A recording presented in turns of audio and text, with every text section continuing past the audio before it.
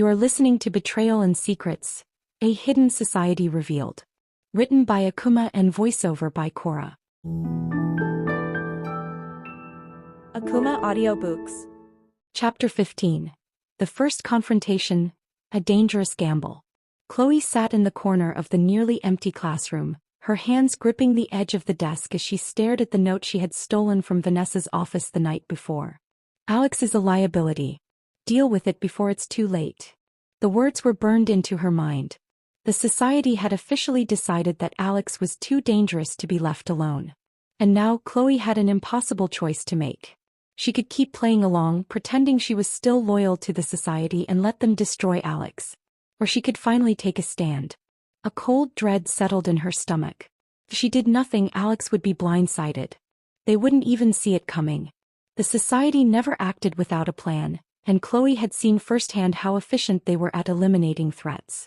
But if she openly defied them, she'd be putting herself in just as much danger. The classroom door creaked open and Chloe snapped her head up. Alex. They stepped inside cautiously, scanning the room before closing the door behind them. Their expression was unreadable, but Chloe could see the exhaustion in their posture, the tension in their movements. "We need to talk," Alex said quietly. Chloe hesitated then nodded. "Yeah. We do." The last pieces of the puzzle. Alex slid into the chair across from her, pulling a folded sheet of paper from their jacket pocket. "I found something," they said, spreading the paper out on the desk. It was an old document, the pages slightly yellowed with age. "This proves the society has been controlling student elections for over a decade. Every leader was chosen in advance. The votes didn't actually matter."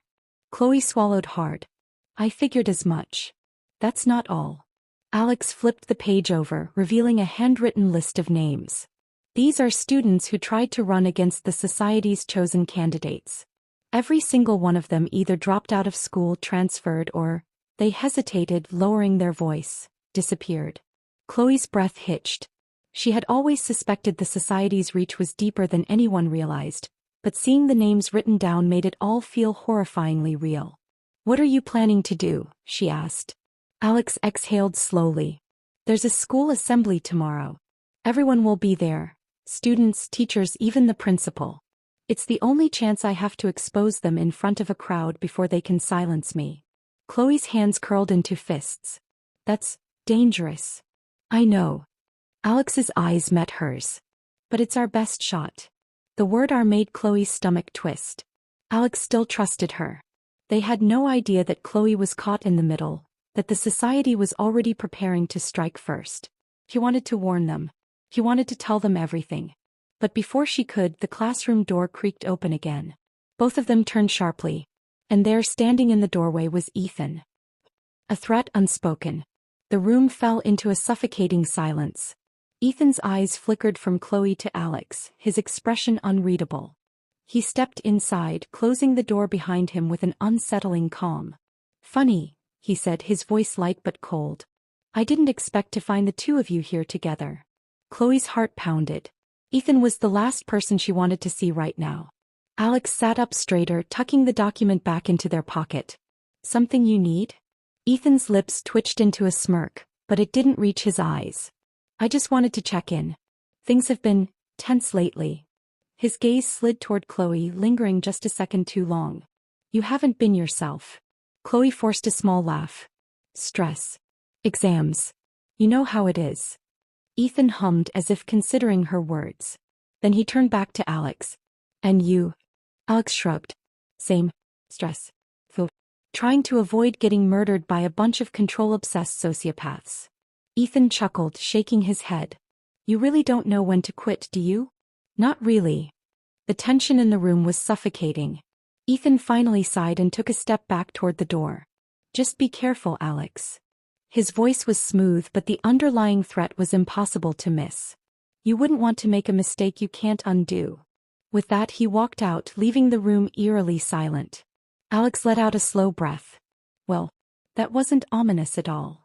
Chloe's hands trembled slightly. She had a terrible feeling that the confrontation at the assembly wasn't going to go the way Alex hoped. The society wasn't just watching. They were waiting. The calm before the storm. The next morning, Chloe barely made it through her classes. Every hallway felt heavier, every conversation quieter. She could feel the society's presence everywhere, as if they were watching her, waiting for her to break. And worst of all, she could feel Ethan's eyes on her. They both knew the assembly was the breaking point. By the time lunchtime arrived, she couldn't sit still. She found herself pacing near the library, her mind racing. Alex was inside, still searching for last-minute evidence, still believing they could outmaneuver the society. Chloe knew better. Her phone buzzed. She pulled it out and felt a jolt of panic when she saw the message. "Vanessa, we know what Alex is planning. Be ready." Chloe's pulse pounded in her ears. They were going to act. He had to do something. Before she could second-guess herself, she pushed open the library door and hurried toward Alex. They looked up, frowning at her urgency. "Chloe." He didn't hesitate. "They know," she whispered. "About the assembly. About your plan. They're going to stop you." Alex's expression darkened. "How do you know?" Chloe hesitated, too long. Alex's eyes narrowed slightly. "Chloe, how do you know?" Her throat went dry. This was it. This was the moment where everything would either shatter apart or come together. She swallowed hard. "Because I was one of them." The words hung between them like a knife. Alex didn't move. Didn't speak. And for the first time since this all started, Chloe felt truly afraid. Afraid of what she had done. Afraid of what she was about to do. Afraid that it was already too late. A room on edge. Alex didn't speak. They didn't move. For a long moment, the silence stretched between them, thick and suffocating. Chloe could feel her pulse hammering in her ears, her body tense as she braced for whatever Alex would say next. Finally, Alex exhaled, slow and measured. "You were one of them?" Chloe clenched her fists. I still am. But not in the way you think." Alex's jaw tightened, but they didn't interrupt. "I never wanted to be a part of it," Chloe continued, her voice barely above a whisper. "But I didn't have a choice. You don't just say no to them, Alex. You know what happens to people who do." Alex's expression hardened. "Then why tell me now?" "Because I need you to listen." She stepped closer, lowering her voice. "The society isn't just watching you. They're setting a trap. They're going to shut you down before you can say anything at the assembly." Alex ran a hand through their hair, frustration evident. "So what? Do I back out?" "No." Chloe took a deep breath, forcing herself to meet Alex's gaze. "You go through with it. But you let me help you." Alex narrowed their eyes. "How do I know this isn't a setup?" Chloe flinched. She deserved that. "You don't," she admitted. "But if I wanted to betray you, I would have stayed silent." Alex stared at her, searching her face for any sign of deception. Then finally they nodded. "All right," they said. "What's the plan?" The assembly begins. By the time the entire school was packed into the auditorium, the tension was nearly unbearable. The principal stood at the podium, droning on about student achievements and upcoming events, but no one was really listening. The society's members were strategically seated throughout the room, their eyes sharp and calculating. Ethan sat near the front, his hands folded neatly on the table in front of him, the picture of calm. But Chloe could see the subtle tension in his posture, the way his fingers tapped absently against his knee. He knew something was coming. And so did she. She glanced toward Alex, who sat a few rows away, their hands resting on their lap. They looked composed, but she knew better. Their mind was already running through every possible outcome, every escape route. Chloe's phone buzzed in her pocket. "Vanessa, stay close to Alex. Make sure they don't do anything reckless." She swallowed hard. This was it. The moment everything would either fall apart or change forever. The first move. Alex waited until the moment was just right. When the principal paused to allow a student to step up for an announcement, they slipped a folded note into a teacher's hand. A teacher who had been quietly supporting them, who had seen enough of the society's corruption to want to help.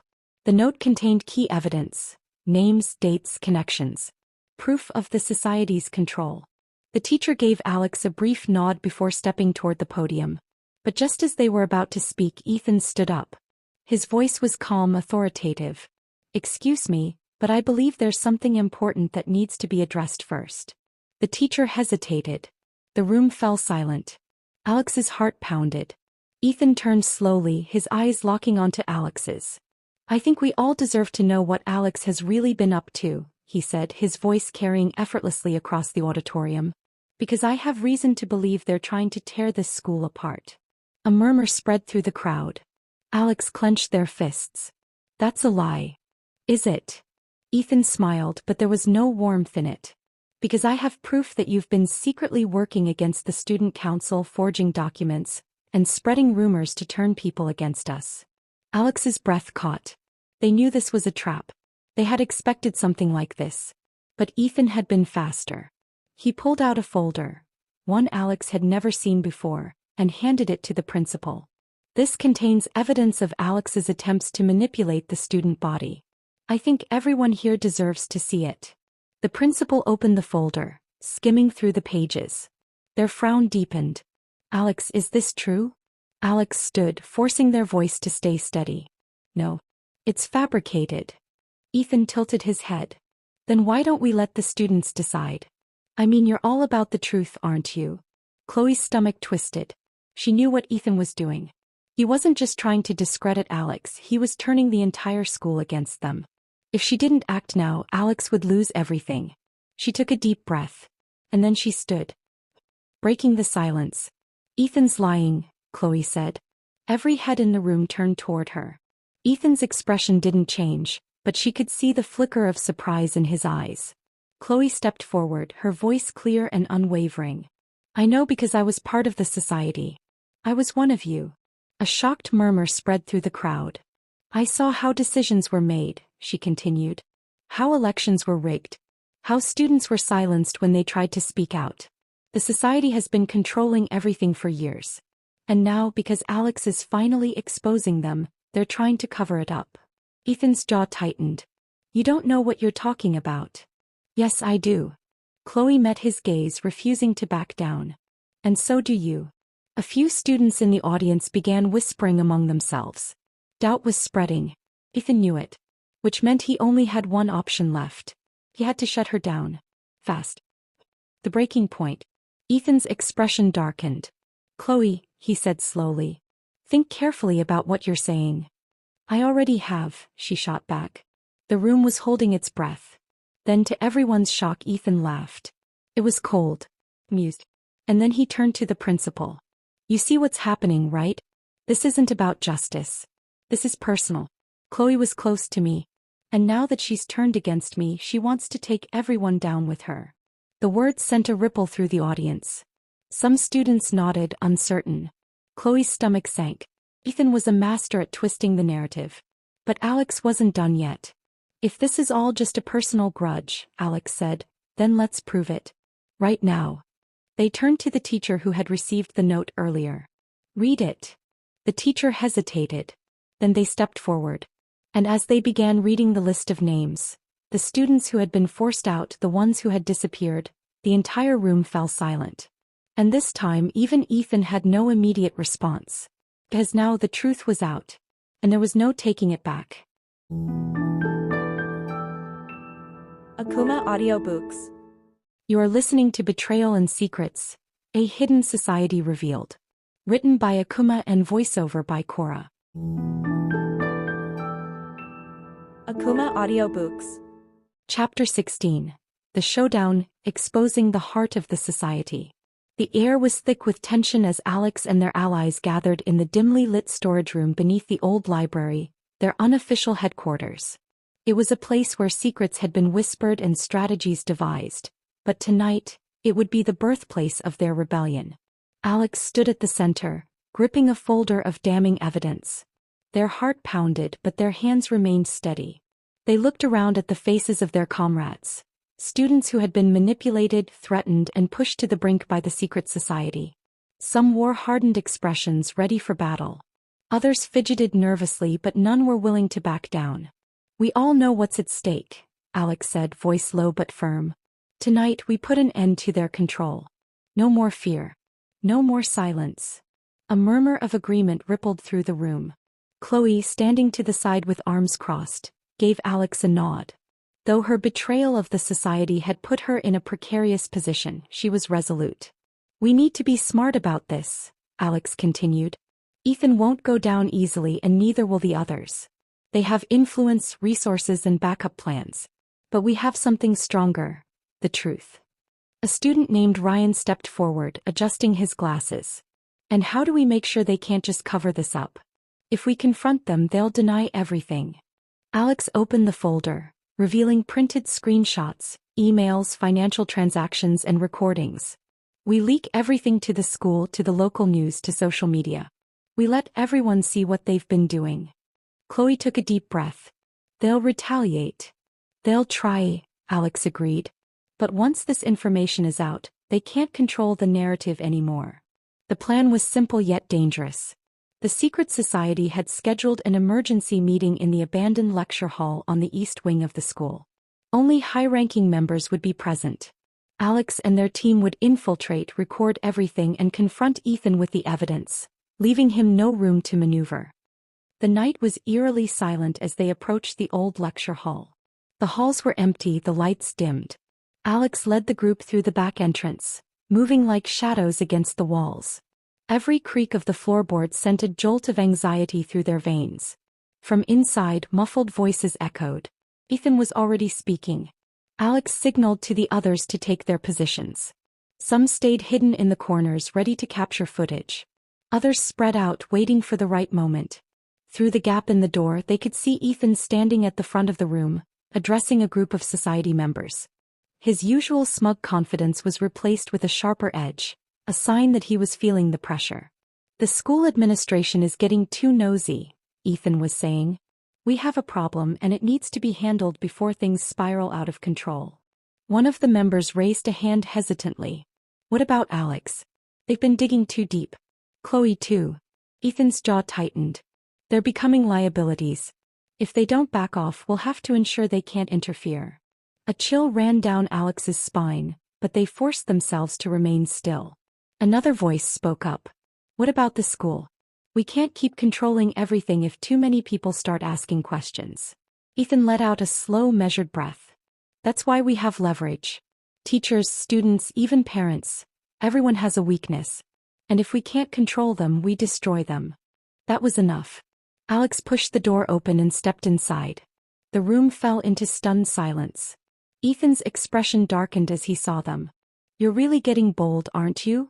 Alex walked to the front of the room and tossed the folder onto the table between them. You want to talk about control? Let's talk about the truth. Ethan eyed the folder but didn't touch it. And what exactly do you think you have? Alex folded their arms. Proof. Of blackmail, illegal surveillance, threats. Everything you and your little empire have been doing to keep yourselves in power. Murmurs erupted from the seated members. Some shifted uncomfortably. Ethan smirked, but there was a flicker of unease behind his eyes. And you think anyone will believe you? Alex pulled out their phone and, with a few taps, played an audio recording. Ethan's own voice filled the room. If they don't back off, we'll have to ensure they can't interfere. A collective intake of breath. Ethan's smirk vanished. Chloe stepped forward then, facing the other society members. How long are you going to keep pretending this is okay? She demanded. You all know what's been happening. You know what Ethan has done. Are you really going to keep following him blindly? A few members exchanged glances. Some looked uncertain. Others looked outright afraid. Ethan clenched his fists. You don't know what you're talking about, Chloe. She shook her head. No, Ethan. I know exactly what I'm talking about. And so does everyone else now. Ryan, still standing near the back, spoke up. This isn't just about Alex or Chloe. We've all been played. The society was supposed to be about power and influence, but it's just a way for Ethan to control everyone. The tide was turning. Alex took a step closer to Ethan, lowering their voice. You've lost control, Ethan. You can't threaten your way out of this one. For the first time, Ethan looked truly cornered. But before he could respond, a voice from the doorway cut through the tension. What's going on here? Everyone turned. The school principal, flanked by 2 security officers, stood at the entrance. Someone, maybe one of the wavering society members, had tipped them off. Ethan's face twisted with frustration, but Alex saw something else in his expression. Fear. Because for the first time Ethan was out of moves. And Alex wasn't afraid anymore. The room stood frozen, the weight of the moment pressing down on everyone inside. Ethan's jaw clenched, his eyes darting between Alex, Chloe, and the school principal standing at the doorway. The two security officers flanking the principal were already scanning the room, their expressions unreadable but firm. Alex took a slow breath, steadying their nerves. This was it, the moment everything would change. "What's going on here?" Principal Harris asked again, stepping further into the room. His sharp gaze swept over the gathering, taking in the hushed voices, the guilty faces, and the folder full of damning evidence lying open on the table.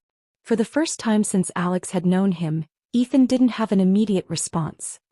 His usual arrogance was absent, replaced by an undercurrent of panic barely concealed beneath his composed exterior. Alex seized the silence. "We have evidence that the secret society has been manipulating students, blackmailing them, and even surveilling people illegally," Alex said, their voice steady despite the adrenaline rushing through them. "We have proof, and we're not staying silent anymore." Ethan's head snapped toward them. "That's a lie," he spat, his voice carrying that familiar mix of confidence and control. But this time it sounded hollow.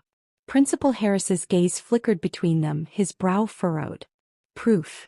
Alex didn't hesitate. They pulled out their phones, swiped through their files, and hit play on the most incriminating audio recording they had. "If they don't back off, we'll have to ensure they can't interfere."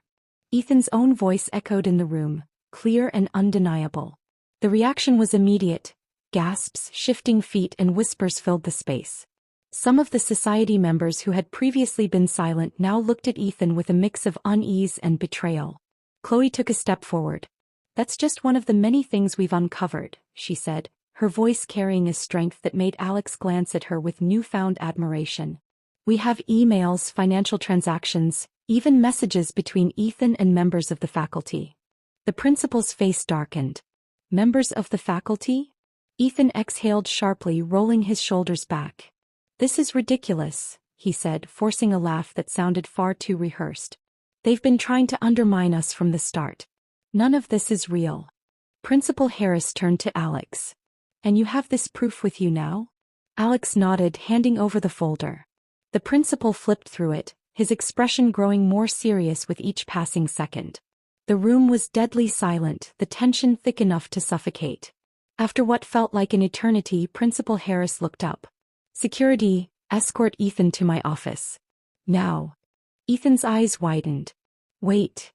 One of the security officers stepped forward, gripping Ethan's arm. The composure he had tried so hard to maintain shattered in an instant. "You can't do this," Ethan hissed, his voice low but frantic. "You don't know what you're doing." "I think I know exactly what I'm doing," Principal Harris replied coldly. "And if even half of this is true, you're in serious trouble." Ethan struggled, his gaze darting to the other society members. "You're all just going to let this happen?" But the faces staring back at him weren't filled with loyalty anymore. Some looked relieved. Others looked guilty. A few turned away, unwilling to meet his gaze at all. Chloe, standing just behind Alex, let out a slow breath. "It's over, Ethan." The words hit harder than any of them expected. For the first time, Ethan looked truly lost. But just as the officer began leading him toward the door, Ethan twisted violently out of their grasp and lunged forward, straight at Alex. It happened in an instant. Alex barely had time to react before Ethan's hands slammed into their shoulders, shoving them backward. They stumbled, hitting the edge of the table hard, their breath knocked from their lungs. Papers flew into the air as the impact sent the folder scattering. "Ethan, stop!" Chloe shouted, rushing forward, but Ethan wasn't listening. Alex gritted their teeth, shoving Ethan off of them with all their strength. "You think this is going to change anything?" they said, voice sharp with anger. "You think you can scare me into silence?" Ethan staggered back, chest rising and falling rapidly. "You ruined everything," he snarled, his hands trembling. "You have no idea what you've just done." Before he could make another move, the second security officer grabbed him, locking his arms behind his back. Ethan thrashed, but this time he wasn't getting away. "You did this to yourself," Alex said, still catching their breath. The officer tightened their grip, forcing Ethan toward the door. "You're coming with us." Ethan's furious gaze locked onto Alex one last time before he was dragged out of the room. For a few seconds nobody moved. Then slowly one of the society members, Ryan, spoke. "So, what happens now?" Alex took a breath, glancing at Chloe then back at the others. That depends on you, they said. Ethan might be gone, but the society doesn't have to be. If you want to make something better, something that actually helps students instead of controlling them, you have that choice. Another girl, Claire, hesitated before speaking. You think the school's going to let us do that? That's not up to me, Alex admitted. But I know that if you try to rebuild things the right way without fear, you'll have a better chance than Ethan ever gave you. A heavy silence followed, but the looks on some of their faces told Alex they were considering it. Chloe sighed, rubbing her temple. This has been the craziest night of my life. Alex let out a breathless laugh. Yeah. But we did it. Chloe looked at them and for the first time in weeks she smiled, small but real. Yeah. We did. The fallout came swiftly. By the next morning the entire school was buzzing with rumors. Ethan had been officially suspended pending an investigation, and some faculty members were under scrutiny for their connections to the society.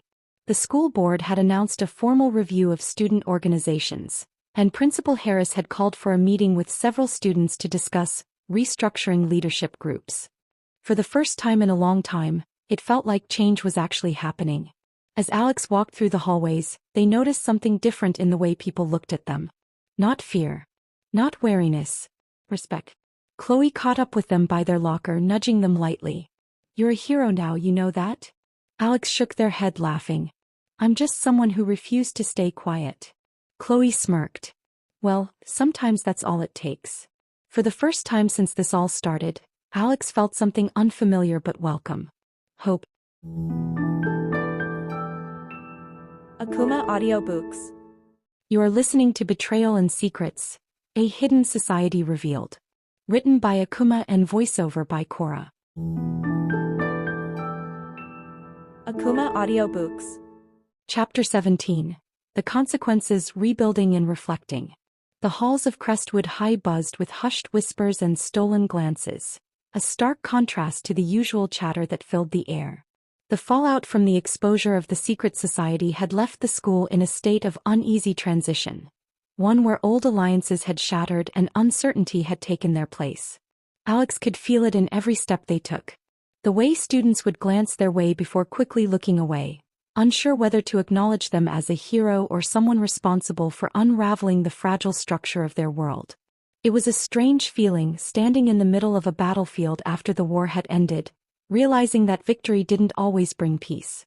At their locker, Alex found Chloe already waiting. Her arms were crossed tightly over her chest, and her eyes carried the weight of sleepless nights. Morning, Alex said cautiously. Chloe forced a smile, but it didn't reach her eyes. Feels weird, doesn't it? Alex shut their locker and leaned against it. Yeah. It's like, everything's different but also the same. Chloe sighed. I knew exposing the society would change things, but I didn't think it would feel so. She hesitated, searching for the right word. Lonely. Alex frowned. Are people giving you a hard time? Chloe shook her head. Not exactly. It's more like, I don't belong anywhere anymore. Her fingers fidgeted with the sleeve of her sweater. The people I used to call friends, they won't even look at me. And I get it. To them, I'm the one who destroyed everything. Alex studied her face, seeing the conflict there. They knew this wasn't easy for her. Chloe had spent years in the society, building friendships, forging bonds that, despite being built on manipulation, still held meaning for her. Walking away from that hadn't just been about exposing the truth. It had meant losing a part of herself. They were never really your friends, Alex said gently. Not if they only cared about you when you were on their side. Chloe let out a bitter chuckle. Maybe. But that doesn't make it hurt any less. A group of students passed by, their whispers barely concealed. Alex caught snippets of their conversation, expelled Ethan, who else was involved. Before they disappeared around the corner. Chloe sighed.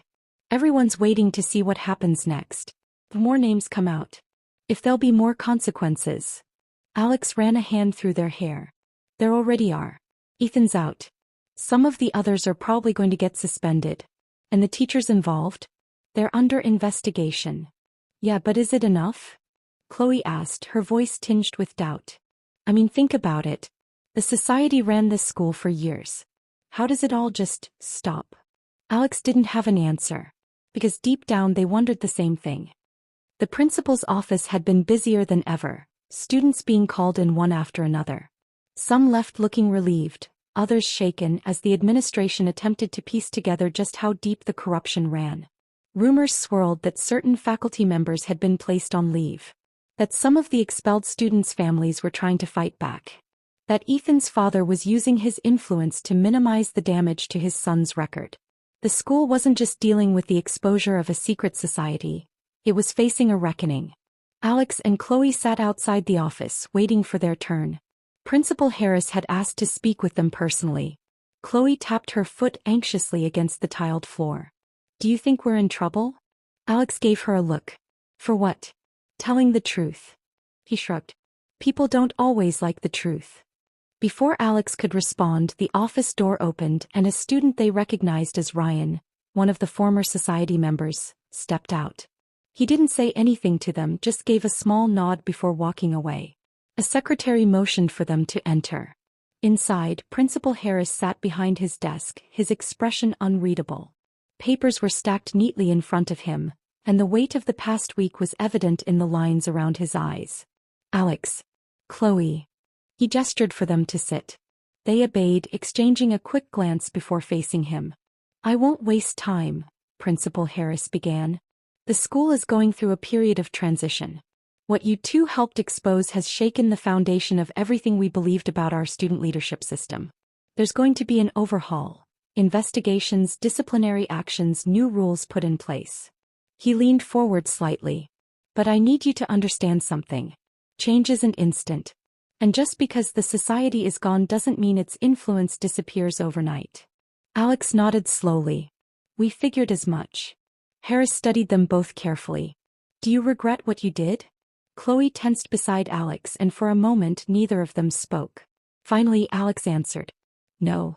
Harris nodded approvingly. "Good. Because despite what some may say, this was necessary. Corruption, intimidation, favoritism, they had no place in this school.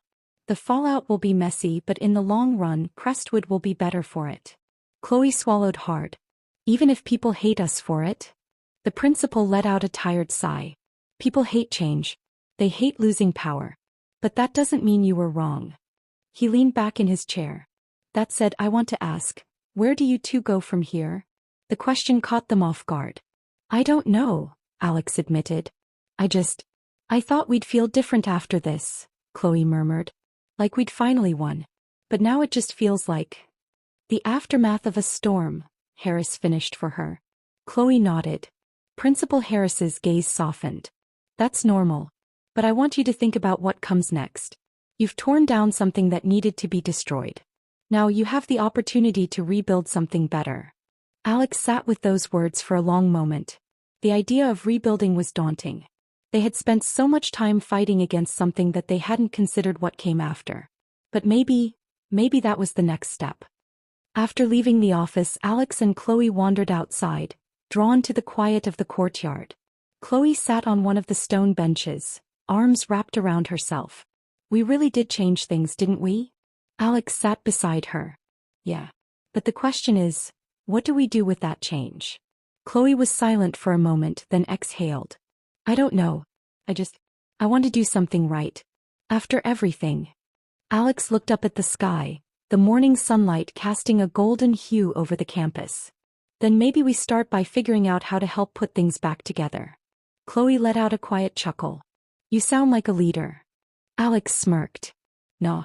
Just someone who refuses to leave a mess behind." Chloe tilted her head toward them. "Then let's start cleaning up." For the first time in days, Alex felt a spark of hope.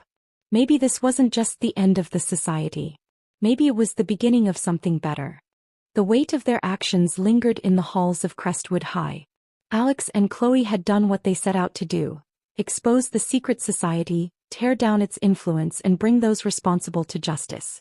But now that the dust had settled, reality was starting to sink in. Justice was not the same as closure. Victory didn't automatically erase the scars. In the days following their meeting with Principal Harris, the school remained tense. Students who had once blindly followed the society's unspoken rules found themselves lost, unsure of what came next. Friend groups were fractured. Some people remained bitter, while others were relieved that the society's control had finally ended. One thing was clear. Nothing would ever be the same again. Conversation with a mentor. It was Mr. Callahan, the history teacher, who reached out first. Alex wasn't surprised. He had always been one of the few teachers who had subtly pushed them to think beyond the surface, to challenge authority when necessary. And even though he hadn't known the full extent of what was happening, he had always suspected something. "Walk with me," he said when Alex met him outside his classroom. They fell into step as they moved toward the faculty lounge, where Mr. Callahan grabbed a coffee before leading Alex to an empty bench outside. "How are you holding up?" he asked. Alex hesitated before answering. "I don't know. It's weird. We won, but it doesn't feel like winning." Mr. Callahan chuckled. "That's because real change is messy. It doesn't happen in a single moment. The effects of what you did, what you and Chloe sacrificed, will ripple through this school for a long time." Alex exhaled. "That's what I'm afraid of. I don't know if we did the right thing." The teacher sipped his coffee thoughtfully. "You exposed corruption. You stopped people from being controlled and manipulated. But you also shook the foundation of a system that people were used to, even if it was flawed." He set his cup down. "Change is hard. And people resist it even when it's for the better." Alex nodded slowly. They had seen that firsthand. There were students who still whispered behind their backs, angry that they had upended the status quo. Others avoided eye contact altogether, as if they weren't sure how to feel about what had happened. "I guess I just didn't think it would feel so isolating." Mr. Callahan studied them for a moment. "That's because you're standing at a crossroads. You can either walk away, let things settle on their own, or you can step up and be part of the rebuilding process." Alex frowned. "How?" The teacher smiled knowingly. "You'll figure it out." Chloe struggles. While Alex tried to make sense of their next move, Chloe was dealing with her own demons. She sat alone at lunch now, not because Alex wasn't willing to sit with her, but because she needed space to process everything. She had betrayed people who once considered her a friend. Now, she was caught in between, belonging nowhere. It wasn't that she regretted her choice. Deep down she knew she had done the right thing. But that didn't erase the guilt. It didn't make it easier to see the looks of anger and disappointment on the faces of people she had once called friends. So when she felt a presence sit down across from her, she braced herself for another confrontation. "You look like you could use company."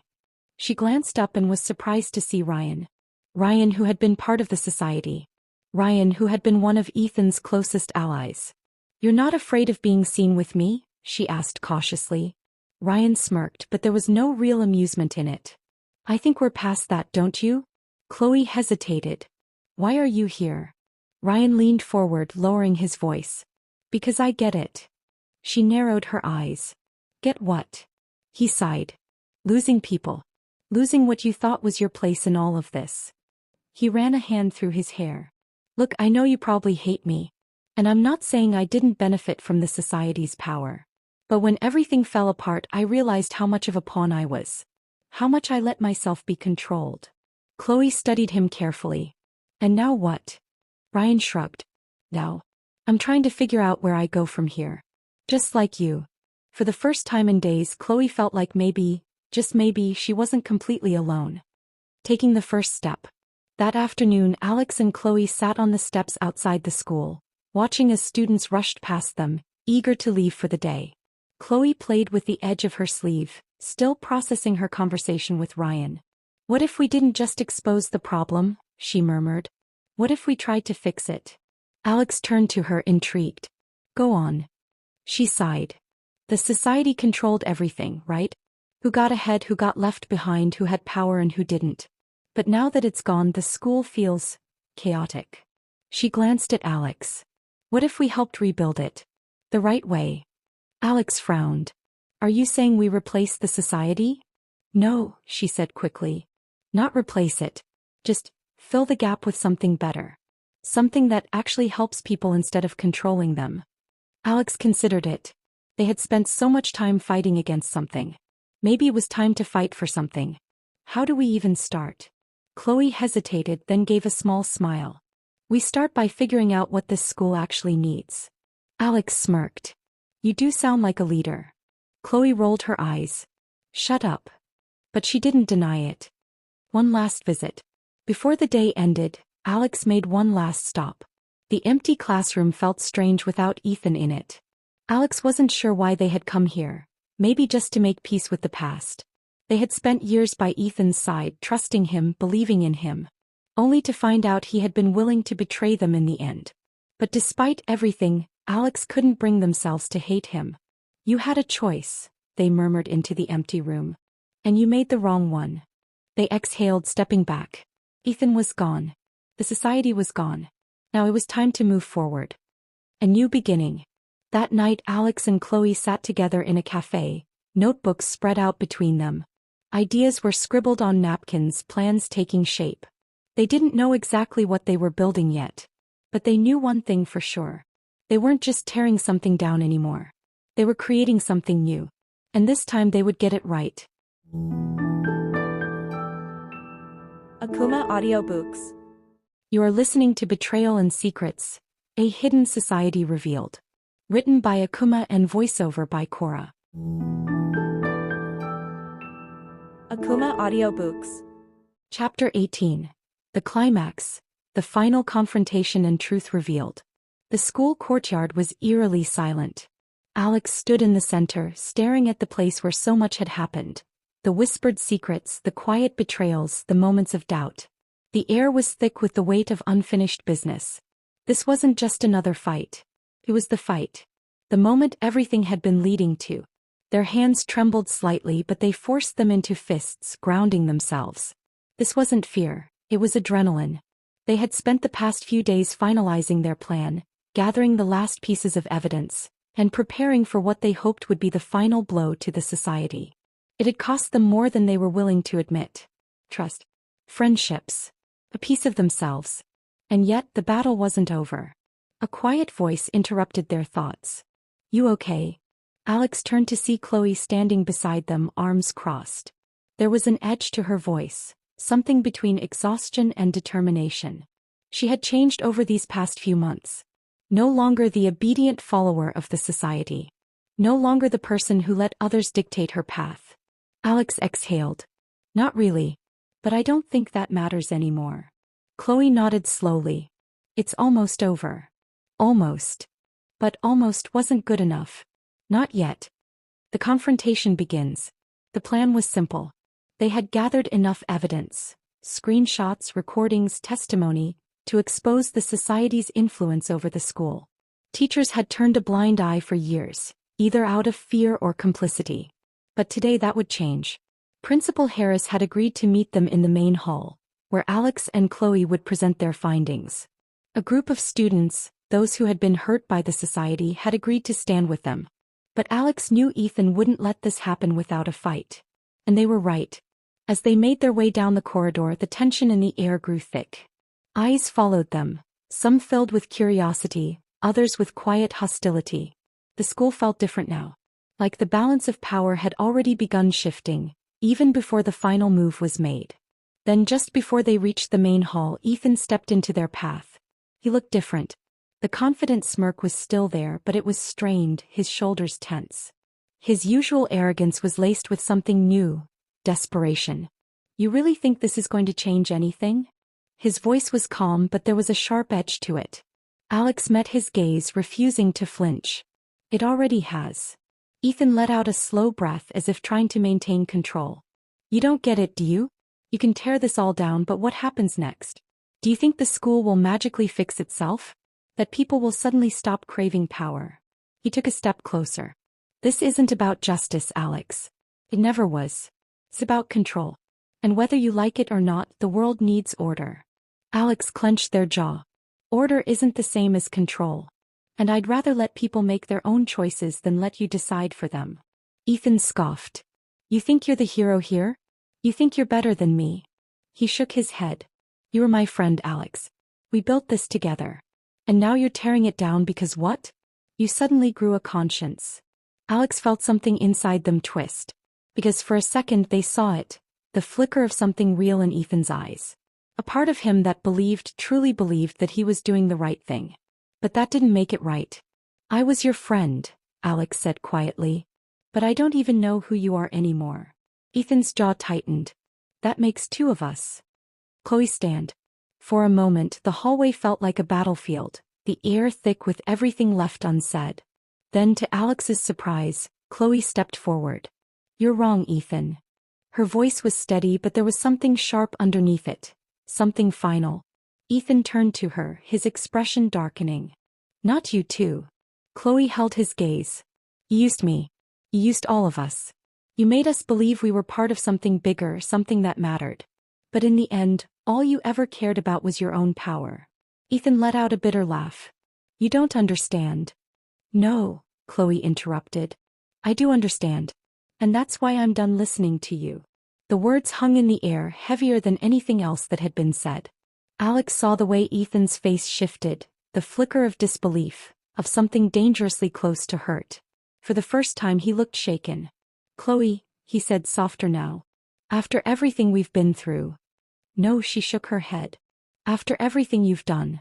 And with that she turned away from him. Alex followed.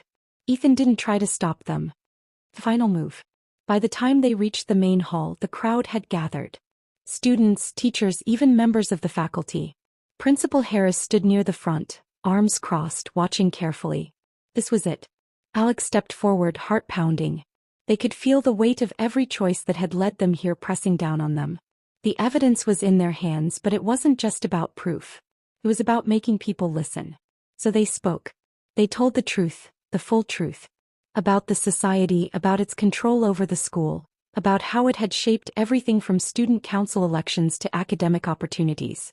About the threats, the blackmail, the way power had been hoarded by a select few while others were left behind. They laid it all bare. The room was silent when they finished. Then Principal Harris stepped forward. This is serious, she said. Her expression was unreadable, but there was something in her eyes that made Alex's stomach twist. If what you're saying is true, there will be consequences. Alex nodded. We know. Harris studied them for a long moment. Then she turned to the students. Does anyone else have something to say? For a moment there was hesitation. Then one by one voices began to rise. Students stepping forward. Speaking out. Sharing their own experiences, their own fears, their own moments of helplessness under the society's rule. The tide had turned, and Ethan knew it. Alex glanced back just in time to see him standing at the edge of the crowd, his hands clenched at his sides. His face was unreadable. Then without a word he turned and walked away. And just like that, the society was over. But at what cost? As the room erupted into chaos, students talking, teachers demanding answers, Alex felt the adrenaline finally start to fade. Chloe stood beside them, silent, but there was something different about her now. Lighter. Stronger. It's over, she murmured. Alex wasn't sure how to answer. Because deep down they knew the truth. The fight was over. But the consequences were just beginning. The air was thick with anticipation as the weight of Alex's revelation settled over the gathered students. Whispers turned into murmurs, murmurs into gasps, and finally, an uproar of voices filled the school courtyard. Ethan stood frozen, his sharp, intelligent gaze flickering between Alex and the crowd, searching for a way to regain control of the crumbling situation. Alex's breath was ragged, their hands clenched into tight fists as they took in the chaos they had unleashed. The evidence had been revealed, proof of the society's manipulation, their corruption, the way they had used fear and secrecy to control the student body. It was all out in the open now, and there was no turning back. Lies, Ethan said suddenly, his voice slicing through the clamor.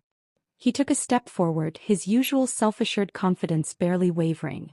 This is nothing but a desperate attempt to slander me. To slander us. His voice was steady, commanding, but the cracks in his composure were beginning to show.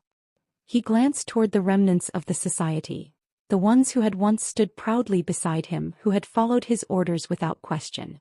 Some of them still looked to him, waiting for a rebuttal, for a way to spin this disaster in his favor. But others had stepped back, uncertainty clouding their faces. Is it? Alex shot back, stepping forward. Their voice, though heavy with exhaustion, rang clear. Then explain it. Explain everything. The blackmail, the threats, the disappearances of students who opposed you. The hidden network of control you've built. If this is all lies, then why do so many people recognize the truth? A murmur of agreement rippled through the crowd. Ethan's jaw tensed. You don't understand the bigger picture, he said, his voice low, nearly a growl. You never did. What we built, what we protected, was necessary. You think you've done something righteous here, Alex, but all you've done is dismantle the very foundation that kept this school from descending into chaos. Alex let out a sharp breath. That's where you're wrong. You were the chaos. The tension between them was palpable, thick with years of history and betrayal. And yet, even now, Alex could see it. The flicker of the boy Ethan used to be. The friend who once believed in something greater. The one who, at some point, had been swallowed whole by his own ambitions. Ethan, Chloe's voice cut through the moment. She had been silent, watching the confrontation unfold, but now she stepped forward. Her face was pale, her expression unreadable. Stop. Ethan turned to her, something unreadable flashing across his face. Chloe. No, she interrupted, shaking her head. Just stop. Her eyes burned with a mixture of betrayal and pain. I stood by you. I believed in what we were doing. But now I see it for what it really is. You didn't build something great. You built a prison. Ethan's expression darkened. And what? You think Alex is any better? Chloe took a shaky breath. I don't know. But at least they aren't hiding behind lies. A long silence stretched between them. Then something inside Ethan snapped. His mask of composure shattered, revealing raw frustration, anger, and something dangerously close to desperation. You think this ends with you exposing us? He hissed. You think everything will just fall into place? That the school will suddenly be some utopia without us? He turned back to Alex, his expression a twisted mix of fury and defiance. People like me don't just disappear, Alex. You might have burned this house down, but don't be so naive to think there won't be another waiting to rise from the ashes. Alex held his gaze, unyielding. Then we'll burn that one down too. A muscle in Ethan's jaw twitched, but he said nothing. His silence was louder than any argument he could have made. Suddenly, the sound of approaching footsteps interrupted the moment. The school faculty had arrived. Principal Carter, flanked by several teachers, pushed through the crowd, his face thunderous. What is going on here? He demanded, his sharp eyes darting between Alex, Ethan, and the gathered students. Alex straightened, taking a steadying breath. The truth, they said simply. And I suggest you start listening. For the next several minutes, the entire school bore witness as the secrets of the society were laid bare. Students came forward, sharing their experiences. Those who had been silenced, those who had been coerced, those who had been too afraid to speak until now. The weight of their testimonies left little room for doubt. Ethan was silent through it all. He stood rigid, his hands clenched at his sides. Even as his empire collapsed, he refused to break, refused to show anything other than cold detachment. Finally, Principal Carter turned to Ethan. His voice, though calm, carried the weight of absolute authority. Ethan Reynolds, he said, you and your associates will report to my office immediately. There will be consequences. For the first time, Ethan's composure cracked. His lips parted slightly as if he wanted to protest, to argue. But he didn't. Instead, he turned to Alex, his gaze unreadable. This isn't over, he murmured so only they could hear. Alex met his stare head-on. I know. Then, with a final glance at the remnants of his once loyal society, Ethan turned and walked away. The weight of everything settled on Alex's shoulders like a lead blanket. The crowd was dispersing, murmuring amongst themselves, but the energy in the air had shifted. The society was finished. Ethan was finished. Chloe lingered by their side, her face unreadable. You did it, she said quietly. Alex exhaled a shaky breath. Yeah. A long silence stretched between them before Chloe spoke again, her voice softer this time. So what now? Alex turned, glancing back at the school, the place that had shaped them, broken them, and in some ways remade them. Everything had changed now. And yet, for the first time in a long while, they felt something close to hope. Now, Alex said, their voice steady.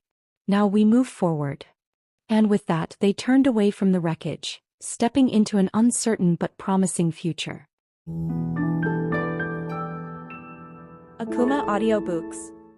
You are listening to Betrayal and Secrets, A Hidden Society Revealed. Written by Akumah and voiceover by Cora. Akumah Audiobooks. Chapter 19. The Aftermath. The Consequences Unfold. The school halls were no longer the same. Alex walked through them, their footsteps echoing in the unsettling quiet. Just days ago, these corridors had been filled with whispers, secrets lurking in the spaces between conversations. Now the whispers had turned into something else. Fear, uncertainty, anger. Students turned their heads as Alex passed, some avoiding eye contact entirely, others meeting their gaze with expressions that ranged from admiration to resentment. They had done what they set out to do. The society was exposed, its influence shattered, its members facing the consequences of their actions. But victory did not feel like triumph. It felt like a heavy silence, an emptiness that settled deep in their chest. The news had spread fast. Parents had been notified. Teachers had called emergency meetings. The school administration had scrambled to take control of the chaos, issuing reassurances while investigating the full extent of what had happened. Students who had been caught in the society's web, whether as victims or participants, were now forced to confront the reality of what had been happening right under their noses. Alex pulled their hoodie tighter around themselves as they passed by a group of students huddled by their lockers. Their hushed voices were unmistakable. "They really took it all down," one muttered. "I heard some people might even get expelled," another whispered. "They deserve it," a third voice cut in. "But do you really think Alex is a hero? They were part of it too, weren't they?" Alex clenched their jaw and kept walking. They weren't surprised by the rumors, the half-truths twisted into accusations. They had known from the beginning that taking down the society wouldn't make them a hero in everyone's eyes. Some saw them as a traitor. Others saw them as a fool for exposing something that had kept order, however twisted that order had been. And then there were the ones who simply didn't know what to believe anymore. Chloe had barely spoken to them since that night. When Alex had seen her earlier that morning, she had been standing by her locker, staring at the inside door where she once kept the society's insignia. When their eyes met, she had looked away, her face unreadable. Alex didn't know how to feel about it. Chloe had turned against Ethan in the end, but that didn't erase the fact that she had stood by his side for so long. Now she seemed lost, drifting between guilt and uncertainty, caught in the wreckage of a world she had once believed in. Ethan. Alex hadn't seen him at all. There had been rumors that he had been suspended indefinitely. Some said he had been taken away by his father's lawyers, who were already working to lessen the damage. Others whispered that he had simply disappeared, refusing to face what he had done. Alex wasn't sure which version they believed. A sharp voice pulled them from their thoughts. "Alex." They turned to see Principal Carter standing a few feet away, his expression grim. "Come with me," he said, his tone leaving no room for argument. The office was suffocatingly quiet. Alex sat stiffly in the chair across from the principal's desk, their fingers gripping the fabric of their hoodie. Principal Carter's piercing gaze was locked on them, and for the first time, Alex felt like a student facing consequences, not the person who had just upended an entire system. "You realize the magnitude of what you've done," Carter said after a long pause. Alex swallowed. "Yes." The principal leaned forward, folding his hands on the desk. "The society you exposed, it wasn't just a secret club. It was a system of control that affected the entire student body. You understand that, don't you?" Alex nodded.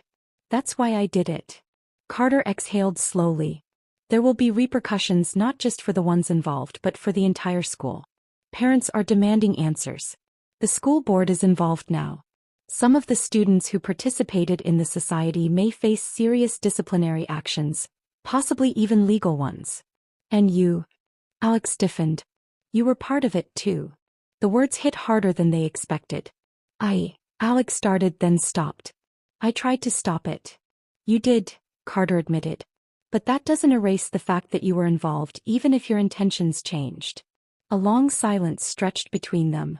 "You won't be expelled," he said finally. "But there will be consequences." Alex let out a breath they hadn't realized they were holding. "You'll have to meet with the disciplinary board. You'll be placed on probation for the rest of the year. And I expect you to cooperate fully as we investigate and address what happened." His voice was firm but not unkind. "You've done something important, Alex. But actions have weight. You don't get to walk away from this without responsibility." Alex swallowed, nodding. "I understand." Carter studied them for a long moment before leaning back in his chair. That will be all for now. You can go. Alex rose slowly, their legs feeling unsteady beneath them. Oh, and Alex. They turned back. This school will recover, Carter said, his tone softer now. But change takes time. And healing takes even longer. Alex didn't know how to respond. So they just nodded and stepped out of the office. The rest of the day passed in a haze. By lunchtime, the cafeteria was filled with nervous energy. Groups of students clustered together, discussing the fallout in hushed voices. Some glanced toward the empty table where Ethan and his followers used to sit, as if expecting them to materialize and reclaim their place. Alex found an empty table near the back and sank into the chair, exhaustion pressing down on them. Mind if I sit?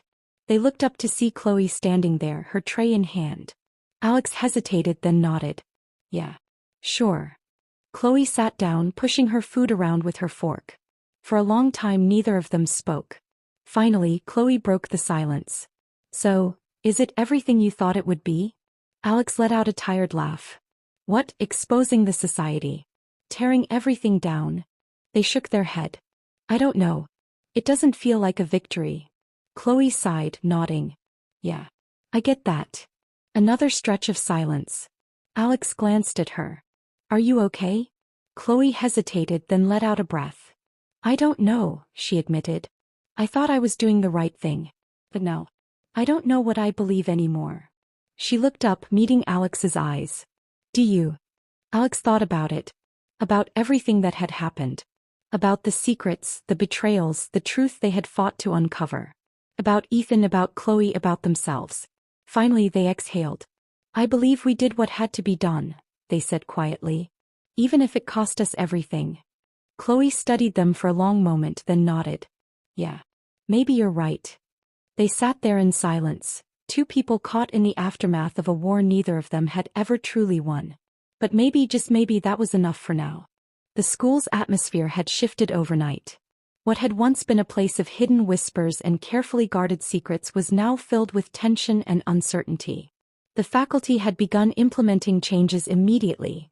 Mandatory counseling sessions, stricter oversight of student activities, and a complete restructuring of leadership roles in clubs and organizations. But none of it could undo what had already been done. The damage ran too deep. Ethan's reckoning. Ethan sat in the cold, sterile room, his hands clenched together.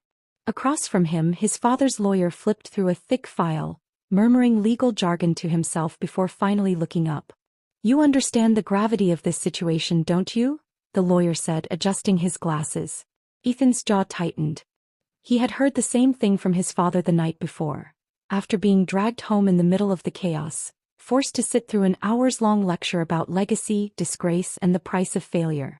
I understand, Ethan muttered. The lawyer sighed. There are two paths forward.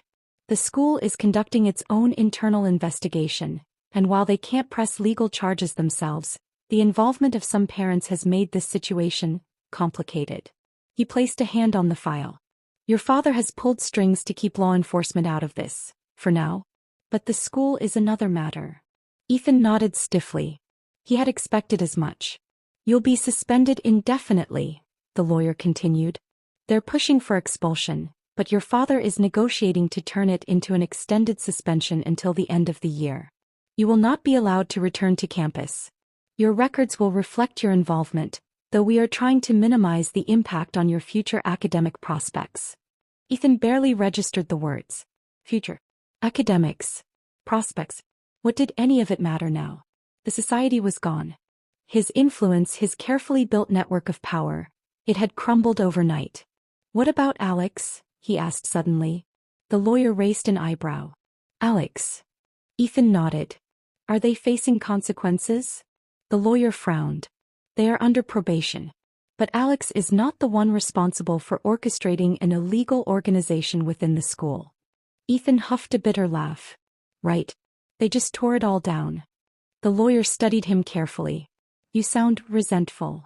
Ethan exhaled sharply and leaned back in his chair. I don't know what I am anymore. Chloe's guilt. Chloe had never felt more out of place. She walked through the hallways, aware of the stares, the murmurs. People didn't know what to make of her anymore. For so long she had been Ethan's right hand, one of the faces of the society. Even though she had turned against him in the end, that didn't erase the fact that she had once believed in it. And people didn't forget that easily. She spotted a few students who had once followed the society's hierarchy. Some looked lost, unsure of what to do now that their world had fallen apart. Others were angry, lashing out at the ones who had exposed them. Chloe wasn't sure where she belonged among them. She stopped by her locker, staring at the inside door. The symbol of the society had been removed, but she could still see the faint outline where it had once been. A remnant of who she used to be. A voice pulled her from her thoughts. "You regret it, don't you?" She turned to see Madison, a former member of the society, leaning against the locker next to hers. Chloe hesitated. "I don't know." Madison scoffed. "Must be nice. Having the choice to regret it." Her voice was sharp. "Some of us don't have that luxury." Chloe flinched. She knew exactly what Madison meant. While she had walked away before the final confrontation, others hadn't. Some were facing disciplinary hearings. Some were at risk of expulsion. Chloe had gotten away with a slap on the wrist compared to them. "I didn't want it to end like this," Chloe admitted. Madison shook her head. "But you helped it happen." With that she turned and walked away, leaving Chloe alone with her thoughts.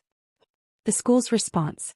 By the end of the week, the school had fully shifted into damage control mode. The administration held an assembly, addressing the student body with carefully worded reassurances. Principal Carter stood at the podium, his voice steady as he acknowledged the events that had transpired. "The actions of a few do not define this school," he said. "But the choices we make moving forward will shape its future." He spoke about reforms, about student safety, about transparency. But none of it could erase the past. As Alex sat among the students listening to the speech, they couldn't help but wonder, was this really change? Or was it just another illusion, another way to sweep things under the rug? The answer wouldn't come easily. After the assembly, Alex found themselves standing outside the school building, staring at the sky. They had expected to feel something different. Relief maybe. Satisfaction. But all they felt was exhaustion. A familiar voice interrupted their thoughts. "You did it." They turned to see Chloe standing behind them. Alex sighed. "It doesn't feel like a victory." Chloe nodded. "I know." She hesitated. "Do you ever wonder if we made a mistake?" Alex frowned. "What do you mean?" "I mean, did we really change anything?" Chloe crossed her arms. "Or did we just break something that can't be fixed?" Alex exhaled. "I don't know." Chloe studied them for a moment. "Do you think Ethan will come back?" Alex hesitated. "Maybe. But if he does, he won't be the same." Chloe nodded as if she had already known the answer. "Neither will we." There was nothing left to say. As the wind rustled through the trees, Alex realized that this was the true aftermath. Not the punishments or the reforms, but the weight of what they had done. The world had changed, and they would have to learn how to live in it. Akumah Audiobooks. You are listening to Betrayal and Secrets, A Hidden Society Revealed. Written by Akumah and voiceover by Cora. Akumah Audiobooks. Chapter 20. The Consequences, Exploring the Fallout. The weight of everything settled over Alex like an iron chain. The days following the exposure of the society were eerily quiet, but beneath the surface, the school had changed. Conversations were more guarded. Trust was fragile. People who had once walked these halls with arrogance and certainty now moved cautiously, unsure of where they stood in this new reality. Alex felt it too. The shift, the emptiness, the quiet judgment in the eyes of students who had once been their friends. They knew this would happen. But knowing didn't make it any easier. A school forever changed. As Alex walked through the hallways, they noticed the remnants of the past still lingering in small, almost imperceptible ways. The old hierarchy was gone, but the scars remained. Some students who had benefited from the society's influence now found themselves floundering without it. Without secret deals, manipulated rankings, and carefully orchestrated power plays, they were just like everyone else. Ordinary, struggling, uncertain. For those who had suffered under the weight of the society's control, there was a sense of relief, but it was tempered with wariness. Just because the society was gone didn't mean the damage it caused had disappeared. Alex felt the way people looked at them. Some with gratitude, others with resentment. They hadn't expected to be a hero, and they certainly didn't feel like one. Maybe that was the hardest part. Realizing that even after doing the right thing you could still end up feeling alone. Guilt and reflection. Alex made their way to the rooftop, seeking the quiet they couldn't find anywhere else. The wind was cold, carrying with it the distant sound of voices from below. They leaned against the railing, staring out over the campus. It didn't feel like victory. They had been so focused on exposing the truth, on dismantling the power structures that had controlled the school, that they hadn't thought much about what would come after. Now standing here, all they could think about was the wreckage. They closed their eyes, flashes of the past week rushing through their mind. Ethan's betrayal, Chloe's conflict, the look of disbelief on the faces of students who had trusted the society, who had trusted them. Did they make the right choice? Yes. But that didn't mean it didn't hurt. A fractured friendship. A familiar voice pulled Alex from their thoughts. I figured I'd find you up here. They turned to see Chloe standing near the doorway, her arms crossed, her expression unreadable. Alex sighed. Couldn't face the cafeteria either? Chloe gave a humorless chuckle. Something like that. She stepped closer, hesitating before leaning against the railing beside Alex. It's weird, isn't it? Everything's different, but it still feels like we're waiting for something else to happen. Alex nodded. Like the real consequences haven't even started yet. Chloe exhaled slowly. I keep thinking about it. About what we did. About what I did. Alex glanced at her. Do you regret it? Chloe was quiet for a long time. I don't know, she admitted finally. I regret being part of it in the first place. I regret not realizing sooner what was really going on. But do I regret taking it down? She shook her head. No. I just wish. She trailed off, but Alex understood. They wished things had turned out differently. That people hadn't been hurt. That friendships hadn't been broken. But there was no undoing it now. Ethan's absence. The absence of Ethan was a gaping void in their reality. The halls felt emptier without him. Not because he had been particularly loud or dramatic, but because his presence had been undeniable. He had been the kind of person who always seemed to be in control, the one who could command attention with just a glance. Now he was nowhere to be seen. Suspended. Alex had overheard fragments of conversation. Whispers about legal trouble, about meetings with the school board, about his father pulling strings to keep him from facing harsher consequences. But there were some things even power couldn't erase. The damage had been done. And for once Ethan was the one paying the price. Alex wasn't sure how to feel about that. They had wanted justice. But seeing Ethan fall apart like this, it didn't bring them the satisfaction they thought it would. Growing distance. Chloe broke the silence between them. I don't think we can go back. Alex turned to her. What do you mean? She met their gaze, and for the first time, Alex saw the exhaustion in her eyes. You and me. Everything that happened, it changed us. And I don't think we can go back to how things used to be. Alex swallowed hard. I know. It was the truth they had both been avoiding. They had once been so close, bound together by shared secrets and whispered plans. Now there was too much between them, too much pain, too much regret. Maybe they would find their way back to each other someday. But not today. Chloe pushed away from the railing. I should go. Alex nodded. Yeah. She hesitated as if she wanted to say something else, but in the end she just gave them a small, sad smile before turning to leave. Alex watched her go, feeling the weight of another loss settle in their chest. One more consequence to carry. An uncertain future. The bell rang, signaling the start of the next period. Alex didn't move. They weren't ready to face the world yet. They weren't sure they ever would be. As the wind blew through their hair, they closed their eyes and let the moment stretch out. One last quiet pause before they had to return to the world that no longer felt like theirs. The consequences had only just begun. Ethan sat in the dimly lit office, staring at the desk in front of him. His father's voice was a dull hum in the background, sharp but distant, like a radio tuned to the wrong frequency. Do you even understand what you've done? His father snapped, pacing behind him. The damage, the disgrace, you had everything, Ethan. Now you're lucky the board is even considering letting you stay enrolled here. Ethan barely heard him. His mind was stuck in a loop. Alex's betrayal, Chloe's disillusionment, The moment everything came crashing down. He had spent years building an empire. And in a matter of days it had crumbled. His hands clenched into fists on his lap. The secret society wasn't just an organization to him.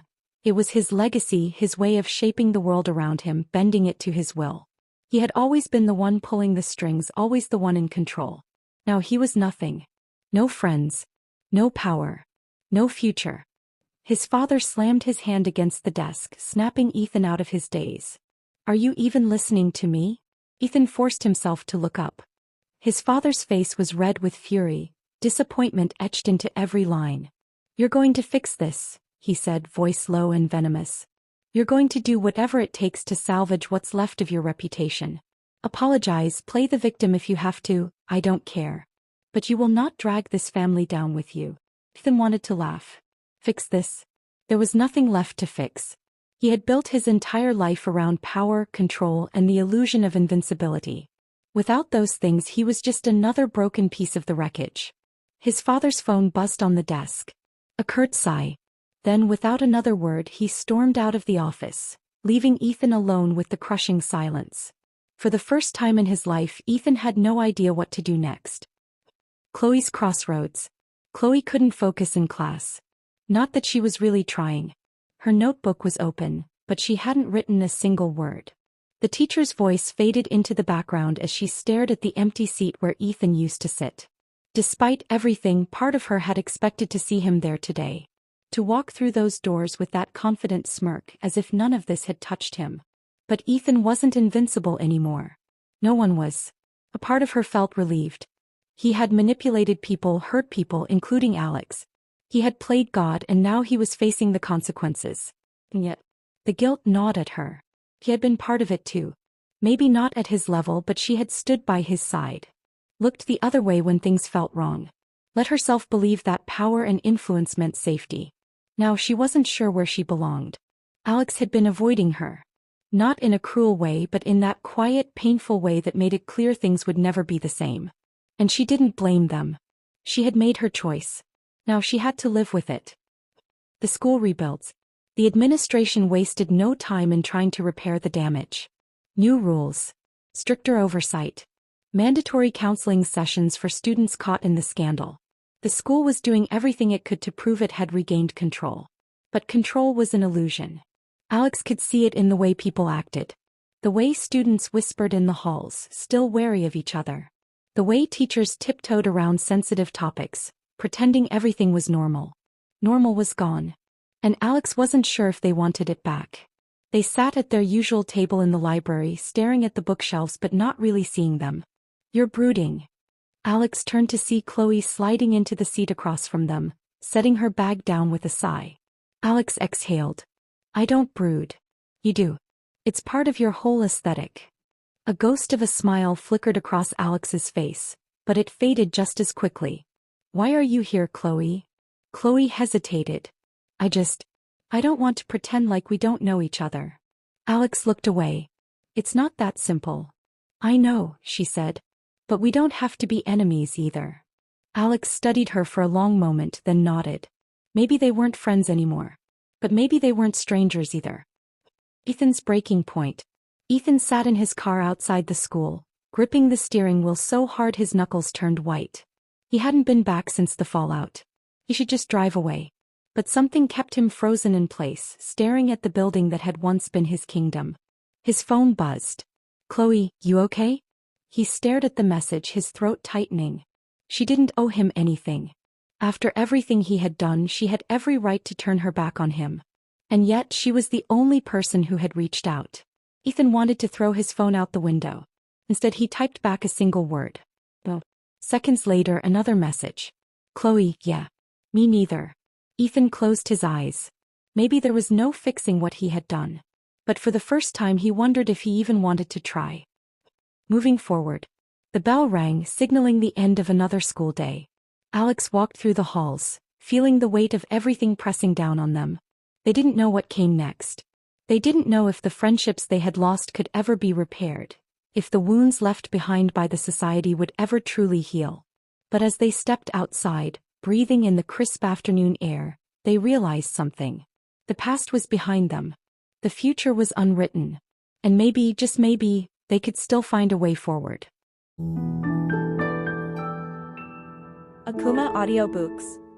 You are listening to Betrayal and Secrets, a hidden society revealed. Written by Akumah and voiceover by Sara.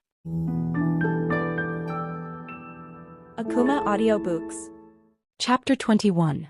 The Turning Point, New Beginnings and Hard Decisions. Alex sat at the edge of the school's rooftop, legs dangling over the side, the weight of the last few weeks pressing against their chest like an iron vice. The city stretched out before them, the horizon painted in the soft hues of sunset. It should have been beautiful, peaceful even. But all Alex could feel was exhaustion. For so long, they had been caught in the whirlwind of the secret society's downfall, navigating the chaos, the betrayals and the guilt.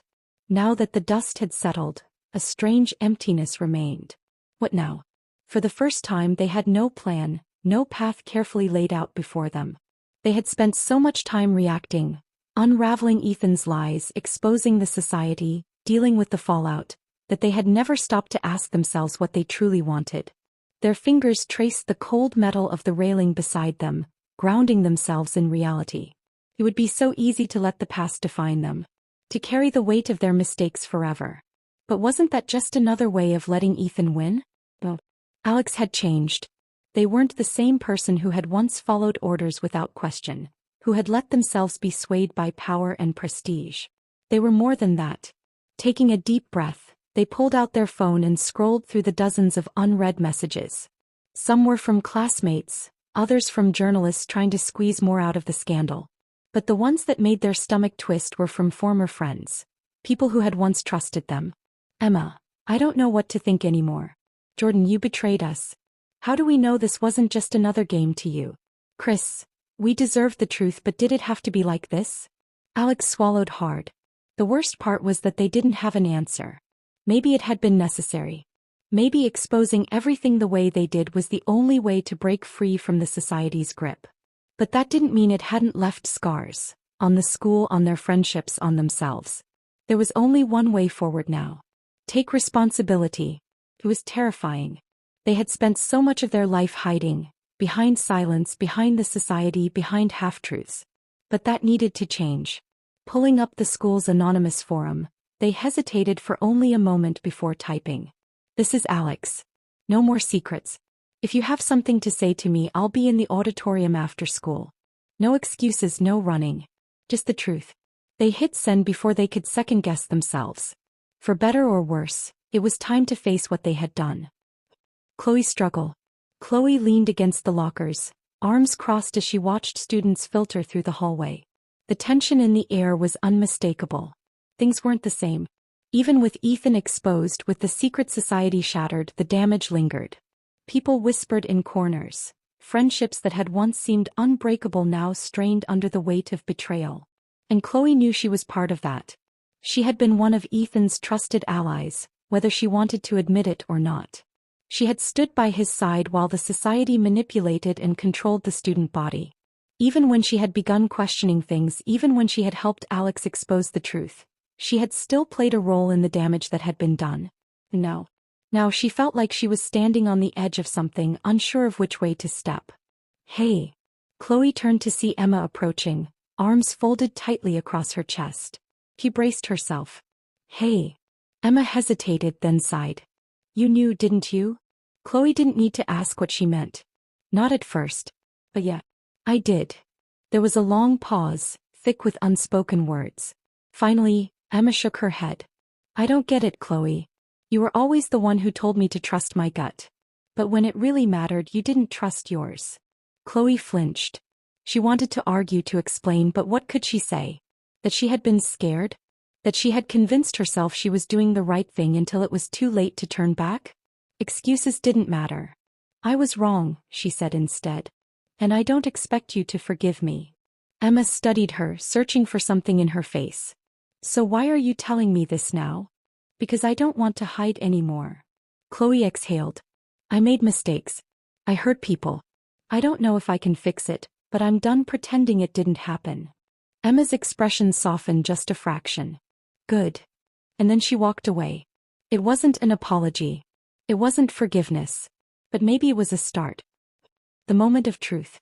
By the time the final bell rang, Alex's nerves were stretched to their limit. They had spent the entire day bracing for what was coming, and now there was no turning back. The auditorium was dimly lit, rows of seats stretching out before them. A few students had already gathered, talking in hushed tones. More filtered in by the minute. Some curious. Some angry. Some still unsure where they stood. Chloe arrived a few moments later, sliding into a seat in the front row without a word.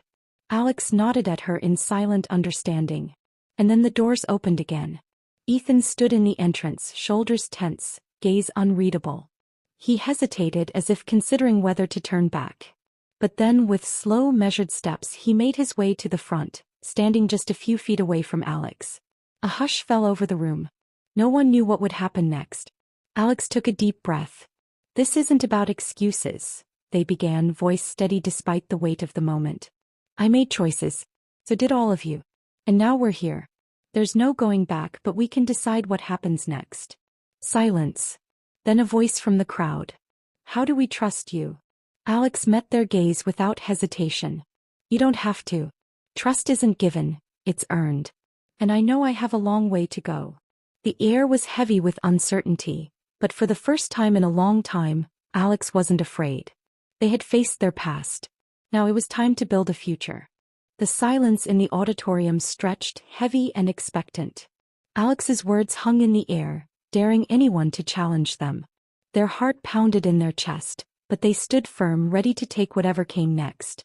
Ethan was the first to move. He shifted on his feet, his hands tightening into fists at his sides before he let out a slow breath. "You think it's that easy?" His voice was quiet, but the weight of it sent ripples through the crowd. "You stand here, say a few words, and we're just supposed to move on?" Alex met his gaze, unwavering. "No, it's not easy. It shouldn't be." They took a step forward. "But what's the alternative? We spend the rest of our lives haunted by this? Pretending it never happened? Or worse, repeating the same mistakes?" A murmur ran through the crowd. Some people nodded. Others still looked skeptical. Ethan scoffed. "You don't get it, do you? You exposed everything. You think that makes you the hero? All it did was tear people apart." His voice rose, bitterness laced through every word. "You destroyed the school. The trust people had in each other. And you think standing here makes it all better." The anger in his voice struck something deep inside Alex, but they refused to falter. "I never said I was a hero." Their voice was calm but firm. "I did what had to be done. And if that makes me the villain in your story, fine. But don't act like you weren't part of the destruction too." Ethan clenched his jaw. For a moment it seemed like he might lash out, but then he let out a bitter laugh. "You think I don't know that?" His voice wavered, the cracks in his facade finally showing. "I was part of it. I let it happen. Hell, I made it happen. And now." His fists tightened. "Now I have nothing. No one." For the first time, Ethan wasn't just deflecting, he was confessing. Chloe, who had been silent until now, finally spoke. "Ethan," she hesitated before stepping closer. "We all made mistakes." Ethan scoffed, shaking his head. "You don't get it, Chloe. You still have a chance. You weren't the one pulling all the strings. People might forgive you." He turned back to Alex, his expression unreadable. "But me? There's no coming back from what I did." Alex stared at him for a long moment. They could see it now, the cracks in Ethan's armor, the fear buried beneath his anger. He wasn't just lashing out, he was terrified. "You're right," Alex said finally. "You can't undo what's been done." They exhaled. "None of yous can." Ethan's shoulders stiffened as if bracing for another attack. But Alex didn't give him one. Instead they continued, their voice steady. "You think you have nothing? Then build something new. You still have a choice, Ethan." Ethan let out a short, bitter laugh. "And what if I don't deserve that choice?" For the first time Alex saw the truth in his eyes. He wasn't just afraid of what others thought of him, he was afraid of himself. Afraid that no matter what he did he could never be better. Alex let out a slow breath. "Then prove it." Ethan flinched. Alex didn't let up. "If you really think you don't deserve redemption, then earn it. You can't change the past, but you can decide who you are moving forward." The crowd was silent. Even Chloe was watching with wide eyes. Ethan swallowed, looking down at his hands as if seeing them for the first time. And if it's not enough? His voice was barely above a whisper. Alex didn't hesitate. Then keep trying. For the first time since he stepped into the room, Ethan looked uncertain. Vulnerable. The air was thick with tension, but slowly, something in Ethan's expression shifted. It wasn't relief, not yet. But maybe, just maybe, it was the beginning of something new. The fractured skull. As the meeting ended, students began filing out of the auditorium, some still whispering amongst themselves. There was no grand resolution, no immediate acceptance or forgiveness. But there was a shift, a crack in the walls that had been built up over weeks of tension and distrust. Chloe walked beside Alex as they exited, her arms crossed as if trying to keep herself together. That was intense. Alex let out a breath. Yeah. She glanced at them. You think Ethan's actually going to change? Alex sighed. I don't know. They shoved their hands in their pockets. But at least now it's up to him. Chloe nodded but didn't say anything else. As they stepped into the hallway, Alex immediately noticed the way people looked at them. Some with curiosity, some with hesitation. A few even with something resembling respect. They had put themselves out there. No more secrets, no more hiding.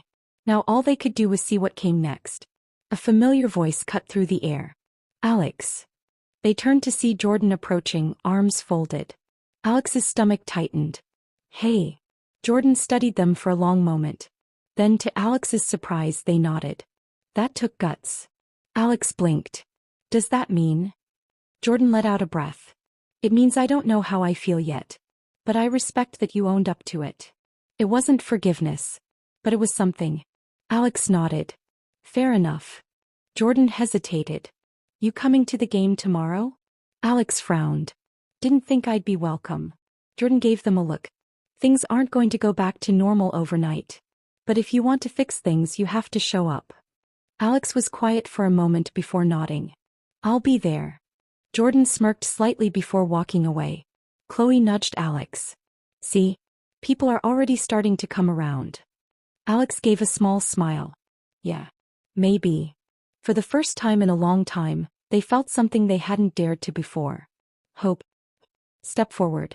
Ethan sat alone in the empty library, staring at his reflection in the dark window. He still wasn't sure if he believed what Alex had said. That he could change. That he could deserve change. But for the first time he wondered what it would be like if he tried. He pulled out his phone, scrolling through the messages he had ignored for days. One caught his eye. A message from an old friend he had shut out long before things spiraled. Tyler, I heard what happened. If you ever want to talk, let me know. Ethan stared at the screen. Then slowly he typed a response. New beginnings. The school still bore the marks of what had happened. The whispers, the uncertainty, the lingering doubt. But something was different now. A door had been opened. And for the first time Alex, Chloe, and Ethan weren't looking back. They were stepping forward. Into whatever came next. Akumah Audiobooks. You are listening to Betrayal and Secrets, A Hidden Society Revealed. Written by Akumah and voiceover by Cora. Akumah Audiobooks. Chapter 22. The Path Forward: New Alliances and Rising Tensions. The next morning, the atmosphere at school was heavy with unspoken tension. The aftermath of everything, betrayal, secrets, and broken trust, still clung to the halls like a persistent shadow. Alex could feel it in the way people glanced at them, some with skepticism, others with outright hostility. Even those who had once been neutral now seemed wary, as if expecting another storm to break. Alex sighed, adjusting their bag over their shoulder as they walked past a group of students whispering in hushed voices. They had always prided themselves on resilience, on pushing forward no matter what. But today the weight of it all pressed down on them. If they were going to rebuild, it wouldn't be easy. Chloe was waiting by their locker. I feel like I've been walking through a battlefield all morning, she muttered, leaning against the metal door. Alex nodded. People are watching us, waiting for us to slip. Yeah, well, I can't really blame them. Chloe sighed, running a hand through her hair. I spent the morning trying to talk to some of the people I hurt. Let's just say it wasn't exactly a warm reception. Alex shut their locker. What did you expect? Forgiveness overnight? No, Chloe admitted. but I guess I hoped that some of them would at least listen. She hesitated before adding, one girl, Madison, actually told me she'd rather have nothing to do with me. And I get it. I don't know how to fix this. You keep trying, Alex said simply. Even if people don't want to hear it, you keep trying. Chloe glanced at them. And you? How are you dealing with everything? Alex hesitated, then exhaled. Honestly, it's hard. People either don't trust me or expect me to magically redeem myself. And then there's Ethan. They both fell silent at the mention of his name. Neither of them had spoken to Ethan since everything came crashing down. And while both of them had started trying to pick up the pieces, Ethan had disappeared into the background, avoiding everyone, including them. Chloe crossed her arms. Do you think he's okay? I don't know. Alex hesitated, then added, but I don't think avoiding us is doing him any favors. Before Chloe could respond, a voice interrupted them. Well, if it isn't the former Golden Trio. They turned to see Marcus, his sharp eyes filled with something unreadable. Alex narrowed their eyes. Marcus. Chloe's expression darkened. What do you want? Marcus smirked, stuffing his hands into his pockets. Relax. I'm just here to talk. I heard about what happened and I have to admit I'm impressed. You three really know how to cause chaos. Alex stiffened. We're not interested in whatever game you're playing. Marcus raised an eyebrow.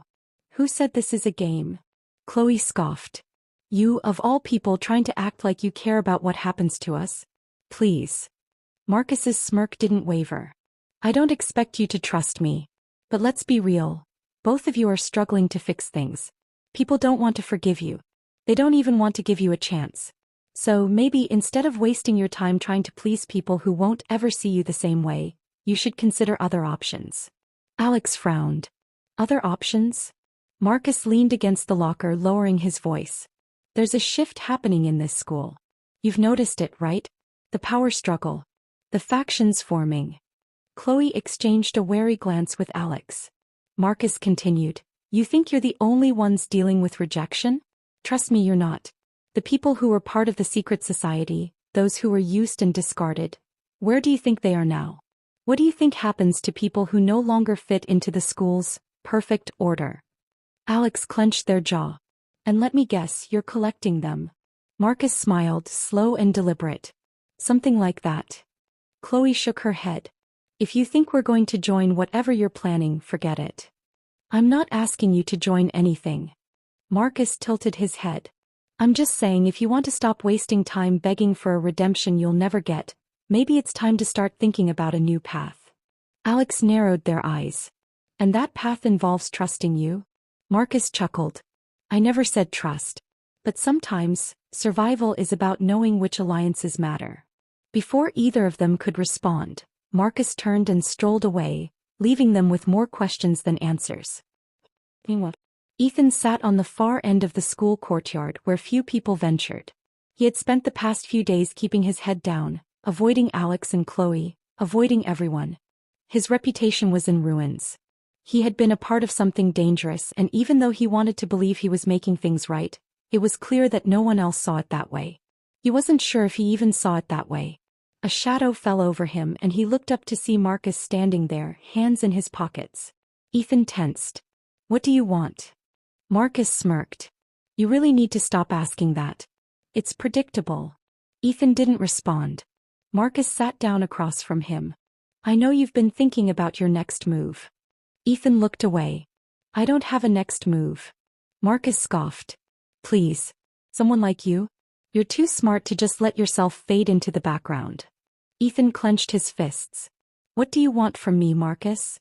Marcus studied him for a long moment before leaning forward. I want you to stop feeling sorry for yourself. You think you're alone in this? You're not. The people who turned against you. They're the same people who would turn against anyone who doesn't fit their narrative. And you know what happens to people like that. Ethan remained silent. Marcus's voice lowered. They either fight back or they disappear. Ethan swallowed. And what? You're offering me a way to fight back. Marcus smiled, but there was no warmth in it. I'm offering you a way forward. It's up to you to decide whether you want to take it. Ethan exhaled, his mind racing. He knew better than to trust Marcus. But at the same time, what did he really have left? For the first time in days, he had a choice to make. And he wasn't sure which path would lead him to redemption, or to something far worse. A heavy silence filled the air as Marcus leaned back against the abandoned classroom's desk, his expression unreadable. Alex, Chloe, and Ethan stood before him, their gazes locked onto his, waiting for him to elaborate on the revelation he had just dropped. A revelation that could change everything they thought they knew. Ethan's fists clenched at his sides. You're saying the secret society wasn't completely dismantled? That there are still people working behind the scenes? Marcus smirked, tilting his head. Not just working. They're regrouping. You didn't think something that influential could disappear overnight, did you? Alex shot Chloe a glance. The weight of Marcus's words settled over them like a thick fog. For weeks, they had believed that exposing the society had been the end of it, the final act that would close the chapter on the school's darkest secrets. But now they were being told it was far from over. Chloe crossed her arms. And what do you expect us to do with this information? Marcus's smirk widened. That depends on you. You've got two choices. Walk away, pretend you never heard this, and let things unfold however they will. Or, he paused, his sharp gaze flickering between them. You take control of the narrative. You become part of the change before it's too late. Ethan scoffed. You sound like you have all the answers. Not all, Marcus admitted. But I know enough. And I know that unless you're willing to fight back, the same corruption that tainted this school before will rise again. Stronger, smarter, more careful. Alex exhaled, rubbing his forehead. It was too much. They had barely begun to rebuild their lives, and now this? It felt like the past refused to let them go. If what you're saying is true, why are you telling us? Why not handle it yourself? Marcus's gaze darkened. Because I can't do it alone. And whether you like it or not, you three are the only ones who have a shot at making a real difference. A tense silence stretched between them. Chloe was the first to speak. And if we say no? Marcus shrugged. Then you let someone else take the reins. But I guarantee you, if you stay out of it, you won't like what happens next. Alex felt the tension in the room shift. He looked at Chloe, who was biting her lip in thought, and Ethan, who was avoiding eye contact, deep in his own internal debate. As much as Alex wanted to walk away, to pretend this conversation never happened, he knew Marcus had a point. If the secret society was truly reforming, ignoring it wouldn't make it go away. Chloe finally sighed. What's the next step? Marcus's smirk returned, though this time, it carried a hint of approval. Now you're asking the right questions. The following days were a blur of whispered conversations, coded messages, and cautious glances in the hallways. Marcus had introduced them to a handful of other students. People who had either been victims of the secret society's influence or had witnessed its corruption firsthand. One of them was Liv, a quiet but observant girl who had spent most of her school years in the background, unnoticed. She had a talent for uncovering secrets, and according to Marcus, she had been tracking strange activity long before they even knew the society existed. Then there was Ryan, a former insider. Someone who had been part of the secret society but had cut ties after realizing how deep its corruption ran. He had information, connections, and most importantly, regret. As their meetings continued in secrecy, the puzzle pieces began to form an unsettling picture. There were still members of the old secret society operating from the shadows, some of whom were using new methods to manipulate students. A few teachers were suspected of involvement, either through coercion or personal gain. And then there was the biggest revelation of all. There was someone at the top pulling the strings, someone who had never been identified before. They call him the architect, Marcus revealed during one of their late-night meetings. No one knows his real identity, but he's the one who kept the society alive even after its supposed collapse. Chloe frowned. How do we even begin to fight something like this? We don't fight blindly, Marcus replied. We strategize. We gather information. We expose them just like before, but this time we make sure there's no coming back. The weight of their task loomed over them. As the school days passed, Alex found himself struggling to balance his normal life with the weight of the mission they had unwillingly taken on. The old wounds were still there, whispers in the hallways, lingering stares, the occasional reminder that trust was not easily earned back. But something else was happening too. He saw it in the way some students looked at him now. Not with disdain but with curiosity. Maybe even hope. People were watching, waiting to see what they would do next. One afternoon as Alex was leaving class, he found himself face to face with Daniel, a student who had once been one of his harshest critics. Daniel studied him for a moment before speaking. "I heard you're trying to fix things." Alex tensed. "I don't know what you mean." Daniel exhaled. "Look, I'm not saying I trust you yet. But if you're serious about making things right, don't screw it up." And then he was gone, leaving Alex standing there, absorbing the weight of his words. People were watching. But maybe, just maybe, they were also willing to believe in second chances. The chapter ended the way it began, with tension, uncertainty, and the ever-growing realization that the past wasn't done with them yet. As Alex, Chloe, and Ethan sat in their hidden meeting spot, surrounded by their newly formed allies, they knew one thing for sure. This wasn't over. And the hardest part was still to come. Akumah Audiobooks. You are listening to Betrayal and Secrets, A Hidden Society Revealed. Written by Akumah and voiceover by Sara. Akumah Audiobooks. Chapter 23. Unveiling Secrets, Betrayals and Revelations. The air in the abandoned classroom was thick with tension. The dim glow of the flickering bulb overhead did little to soften the weight of Marcus's last words. "We strategize. We gather information. We expose them. But this time we make sure there's no coming back." Alex, Chloe, and Ethan sat in uneasy silence, the gravity of their mission pressing down on them. What had started as a desperate attempt to rid the school of the secret society had turned into something far greater, far more dangerous. And now, Marcus was telling them that they weren't just fighting a corrupt student organization. They were fighting something much larger, something powerful enough to control the future. Ethan was the first to break the silence. "You expect us to just believe you? Just like that?" His tone was sharp, distrustful. Marcus leaned back, unfazed. "I don't expect anything from you, Ethan. But you've seen enough to know that what I'm saying isn't a lie." Chloe shifted uncomfortably. "It's just a lot to process." Alex stared at Marcus, trying to read between the lines. Something didn't sit right with him. He had trusted Marcus before, trusted him enough to follow his lead, but now? There was something different about the way he spoke, something calculated. Ethan wasn't as hesitant. He stood, pacing the length of the room, his jaw clenched. "And let's say you're right. Let's say there's some big, all-powerful organization out there pulling the strings. Why are you the one telling us this? Why are you the only one who seems to know everything?" Marcus's smirk faltered for the briefest moment before returning. "Because I'm the only one who's willing to give you a choice." Chloe frowned. "A choice?" Marcus nodded. "You can walk away. Forget all of this. Live your lives and pretend none of it ever happened." His gaze darkened. "Or you can fight back." Ethan scoffed. "Yeah, real subtle. You and I both know walking away isn't an option." Marcus tilted his head. "Then I guess you've already made your choice." Alex exchanged a glance with Chloe. The feeling in his gut told him there was more to this, more than Marcus was letting on. But before he could press further, Marcus stood. "I'll give you time to think," he said, making his way to the door. "But not too much time. The longer you wait, the worse this gets." And with that he left. Suspicion. Later that night, Ethan sat in his room, the glow of his laptop illuminating his face. His fingers hovered over the keyboard as he hesitated. Marcus had always been good with words, always had a way of making you want to follow him. But Ethan wasn't buying it, not this time. Something was off. He pulled up everything he had on Marcus.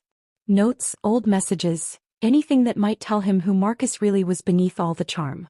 He started cross-referencing details, things Marcus had said in the past, things that didn't quite add up. Then he found it. A name. Buried in an old forum post about the secret society, written months before they had even started their fight against it. A user under the alias The Architect had mentioned someone described as a liaison between the society and a greater force. The post was vague, but one thing stood out. The liaison's name was Marcus. Ethan's blood ran cold. If Marcus had been involved with the secret society long before they ever took it down, then that meant he had never truly been on their side. Confrontation. The next day Ethan wasted no time. He pulled Alex and Chloe aside before school even started, dragging them into an empty hallway. We need to talk, he said, his voice urgent. Chloe frowned. What's going on? Ethan pulled out his phone, showing them the forum post. Marcus has been lying to us. He wasn't just some guy who stumbled into this fight. He was always a part of it. Alex's eyes narrowed as he read the post. This could be anyone named Marcus. Ethan shook his head. No. Look at the wording. A liaison? He's been feeding us half-truths this whole time. Chloe's expression darkened. So what do? We confront him. Ethan's voice was steady. Tonight. The meeting place was an old storage room near the gym, one they had used before for secret discussions. Ethan had sent Marcus a message, asking him to meet alone. Now the three of them stood waiting. The door creaked open and Marcus stepped inside, hands in his pockets. He glanced at them, his usual smirk playing at his lips. Didn't expect a full house. Ethan wasted no time. Cut the act. We know. Marcus's smirk faltered. Know what exactly? Ethan took a step forward, his voice firm. That you were never just some guy trying to help. You were part of this long before we ever got involved. You've been playing us from the start. For a moment there was silence. Then Marcus sighed. I was wondering when you'd figure it out. Chloe's breath hitched. So it's true. Marcus shrugged. Depends on what you mean by true. Yes, I knew about the secret society before you did. Yes, I've been involved. But not in the way you think. Alex clenched his fists. Then explain. Marcus exhaled, running a hand through his hair. I wasn't working for the secret society. I was working for the people behind it. Ethan's eyes widened. The organization? Marcus nodded. They needed someone on the inside, someone to make sure things played out the way they wanted. So yeah, I was a liaison of sorts. But I wasn't lying when I said I wanted to stop them. Chloe shook her head. Why should we believe anything you say now?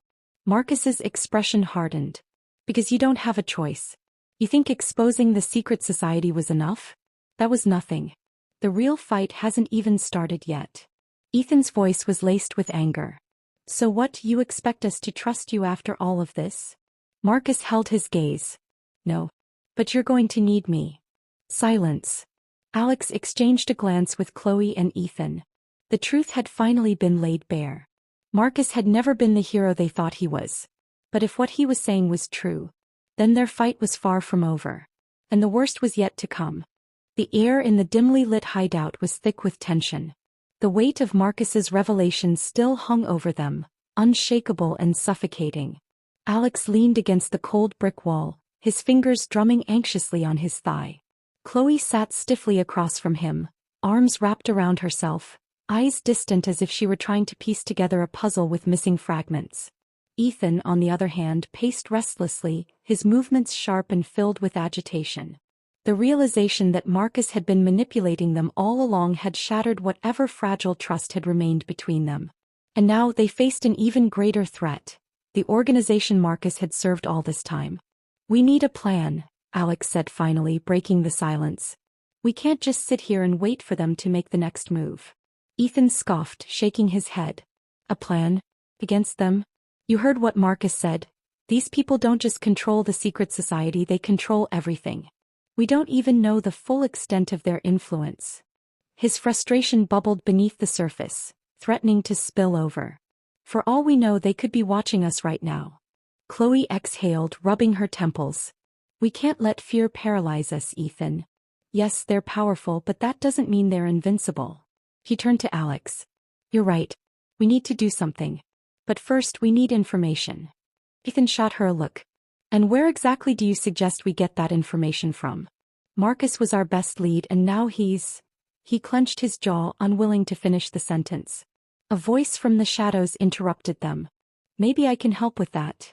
The three of them tensed immediately, their instincts honed from weeks of betrayal and deception. Ethan reached for the concealed blade he always carried, while Alex and Chloe exchanged wary glances. Stepping into the faint glow of the overhead lamp was a woman, her presence both unsettling and intriguing. She was in her early 20s, her dark auburn hair falling over her sharp features, her green eyes scanning them with a mixture of curiosity and calculation. She wore a fitted black leather jacket, the kind that suggested she was no stranger to trouble. Who the hell are you? Ethan demanded, his grip tightening around the hilt of his blade. The woman raised her hands in mock surrender, a smirk playing at her lips. Relax. If I wanted you dead, I wouldn't have announced myself. She tilted her head slightly as if evaluating them. Name's Lena. And I think we have a common enemy. Alex narrowed his eyes. You were with the secret society. It wasn't a question. There was something in the way she carried herself, self-assured yet careful. She had the air of someone who had seen too much, someone who had once belonged to something bigger but had found herself on the outside looking in. Lena nodded. Was. Not anymore. She took a few steps closer, lowering her voice. I got out when I realized what they were really after. The society? It was never just about power or knowledge. It was a front, a distraction. The real players have been operating from the shadows, and trust me, they don't tolerate loose ends. Chloe folded her arms, skepticism evident in her expression. And yet here you are, a loose end walking straight into our hideout. Why should we trust you? Lena let out a quiet chuckle. You shouldn't. But you don't have much of a choice. She paused, then added, Marcus wasn't lying about the organization. But what he didn't tell you is that they're planning something big. Something that's already in motion. Ethan's eyes darkened. What do you mean? Lena hesitated for just a fraction of a second before answering. There's a project. A contingency plan in case anyone ever tried to dismantle them. They've been preparing for it for years, quietly in the background. The moment they sense a real threat, people like you, people like me, they'll activate it. Alex swallowed hard. And what exactly is this plan? Lena glanced around the room as if ensuring that they were truly alone. Erasure, she said simply. They don't just eliminate threats. They erase them completely. Memories, identities, everything. People don't just disappear, they become unmade. The room fell into a stunned silence. Chloe felt a chill run down her spine. It wasn't just about killing them. The organization wanted to ensure that they had never existed in the first place. Ethan exhaled sharply, running a hand through his hair. Great. So we're up against a goddamn ghost machine. Lena's expression remained neutral. More or less. But there's a way to stop them. Their system isn't flawless. There are vulnerabilities. Alex studied her carefully. And you know what they are? She smirked again, but this time there was something more serious beneath it. I know where to find them. But it's not going to be easy. Their main facility is off-grid, completely isolated. If we want to take them down, we have to do it from the inside. Chloe crossed her arms. So you're suggesting we just walk into the lion's den? Not walk. Infiltrate, Lena corrected. It's risky. Hell, it's probably suicidal. But if we don't do something now, you'll all be wiped out before you even realize what's happening. Ethan huffed a laugh. And what's in it for you? Lena's smirk faded slightly. Redemption. Her voice was softer now, less guarded. I helped them for too long. I looked the other way when I should have fought back. I can't change the past, but I can make sure they don't win. Alex exchanged glances with Chloe and Ethan. Every instinct told him not to trust her. But at this point, trust was a luxury they couldn't afford. Chloe sighed. We don't have a lot of options, do we? Ethan exhaled through his nose, clearly unhappy but seeing the logic in it. Fine. But if you betray us. Lena held up a hand. Yeah. You'll kill me. Got it. She rolled her eyes. Now, are we going to stand around all night, or do you actually want to fight back? The three of them hesitated for just a moment longer before Alex finally nodded. We're in. Lena's lips curved into a satisfied smile. Good choice. Because we don't have much time. Just then a sharp noise echoed outside, a metallic clang followed by hurried footsteps. Chloe's stomach dropped. They found us. Lena's expression hardened. Then we move. Now. Without another word, the group scrambled into action. The time for doubt was over. The war had begun. Akumah Audiobooks. You are listening to Betrayal and Secrets, A Hidden Society Revealed. Written by Akumah and voiceover by Cora. Akumah Audiobooks. Chapter 24. Rising Tensions, Choices and Sacrifices. A heavy silence settled over the dimly lit hideout, punctuated only by the rhythmic hum of the outdated generator in the corner. The tension between them was palpable, coiled like a snake ready to strike. Alex sat at the edge of the makeshift wooden table, fingers steepled, his gaze darting between his exhausted teammates. Chloe was pacing, arms wrapped tightly around herself, her mind still reeling from the betrayal that had shattered what little stability they had left. Ethan sat rigidly in his chair, his sharp eyes fixed on Lena, who stood near the door, arms crossed defensively. She had yet to say much since they had regrouped, but the weight of her presence was undeniable. To Ethan it was a silent admission of guilt. "We need to talk about the next move," Alex said finally, breaking the suffocating quiet. "Marcus didn't just betray us, he put a target on our backs. And we don't have time to sit around hoping he won't strike again." Lena exhaled sharply. "You think I don't know that?" she said, her voice laced with frustration. "I told you I left them for a reason. But that doesn't mean they won't try to use me." Ethan leaned forward, voice cold. "That's exactly the problem. How do we know you're not a contingency plan? Failsafe? They knew Marcus would be found out eventually. What if you're their backup?" Lena's jaw tightened. "You don't trust me. I get it. But if I were working with them, why would I have helped you escape? Why would I be here at all?" Ethan didn't back down. "Guilt. Maybe you're just trying to clear your conscience before it's too late." "That's enough," Alex cut in, rubbing his temples. "We don't have time for this." Chloe stopped pacing, turning to the group. "Alex is right. We need to focus on the bigger threat. Whatever Marcus is planning with the organization. We can't afford distractions." Ethan scoffed. "You call trusting her a distraction? It's a liability." Lena's expression darkened. "I don't need to prove myself to you." "No, you don't," Alex interjected. "But we need to move forward. And that means deciding where we stand, together.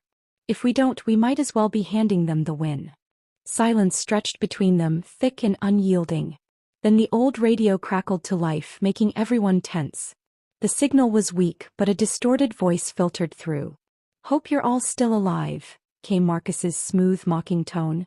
Chloe stiffened, fingers curling into fists. Ethan's entire posture turned predatory. "I hope you're enjoying your little reunion," Marcus continued. "I thought I'd check in. See how you're handling the betrayal." He chuckled and something inside Chloe snapped.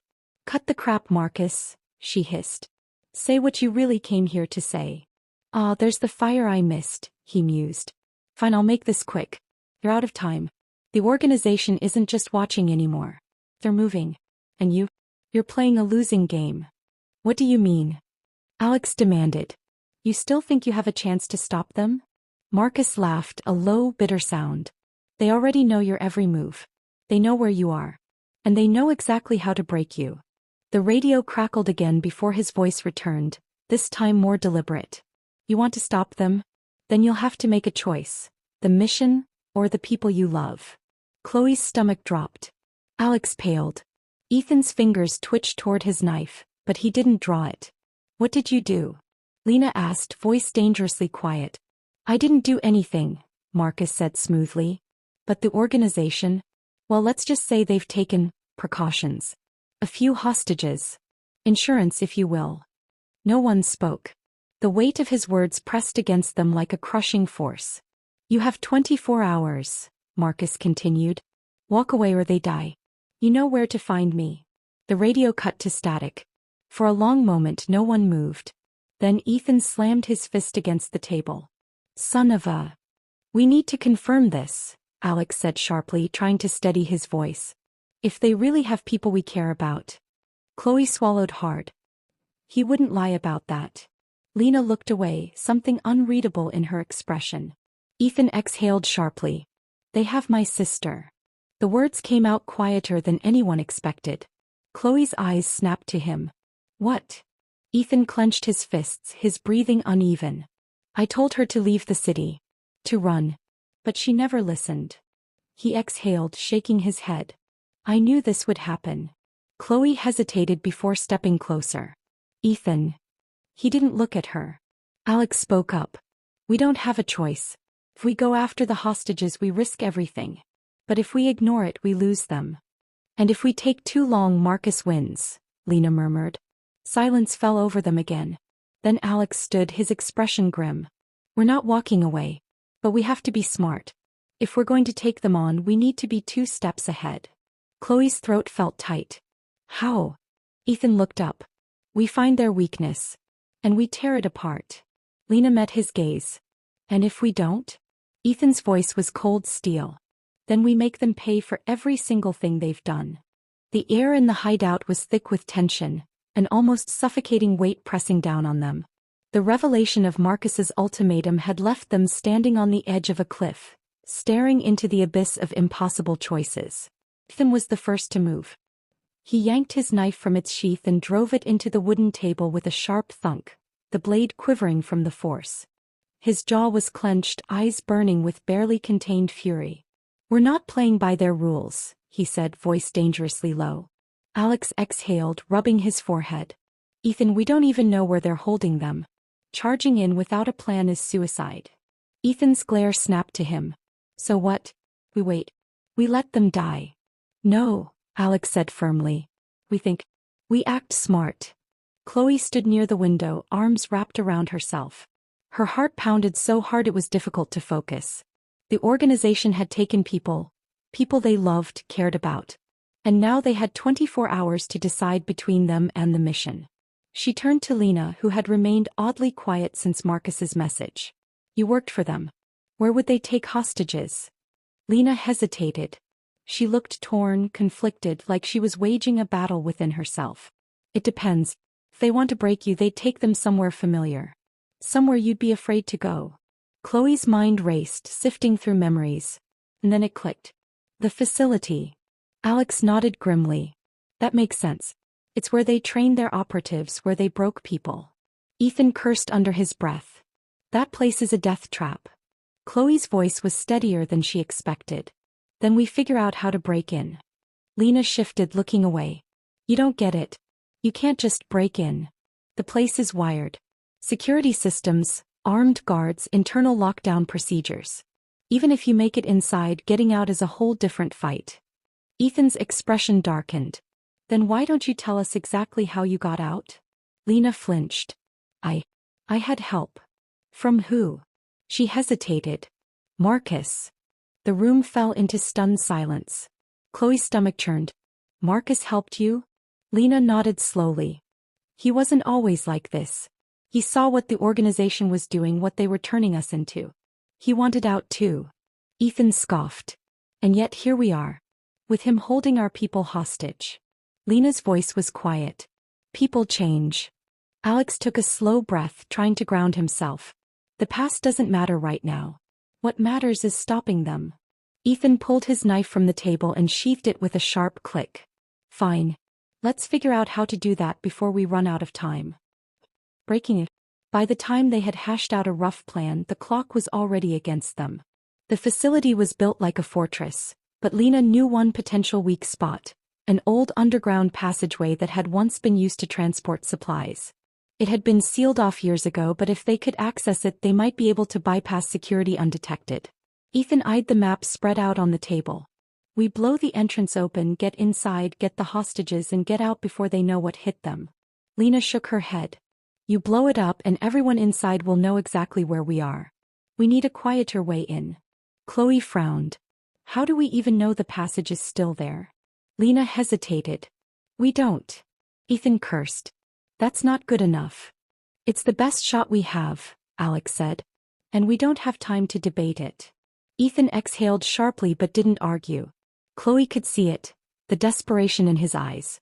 His sister was in there. And no matter the risk, he would go in alone if he had to. Alex's voice was calm but firm. We go in together. We get them out. And we end this. No one objected. They had made their choice. The facility. The entrance to the underground passage was hidden beneath layers of rubble and overgrown vegetation. The team worked quickly but silently, shifting debris until they uncovered the rusted metal door beneath. Lena pressed her fingers to the keypad, typing in a code she prayed hadn't been changed. The light flickered red. Denied. Damn it, she hissed. Ethan pulled out his knife. Move. She barely had time to step back before he jammed the blade into the panel and twisted, short-circuiting the system. The light flickered green and with a groan the door unlocked. They slipped inside, weapons drawn, moving swiftly through the damp corridor. The moment they reached the inner facility, alarms blared. "So much for undetected," Chloe muttered. They broke into a sprint.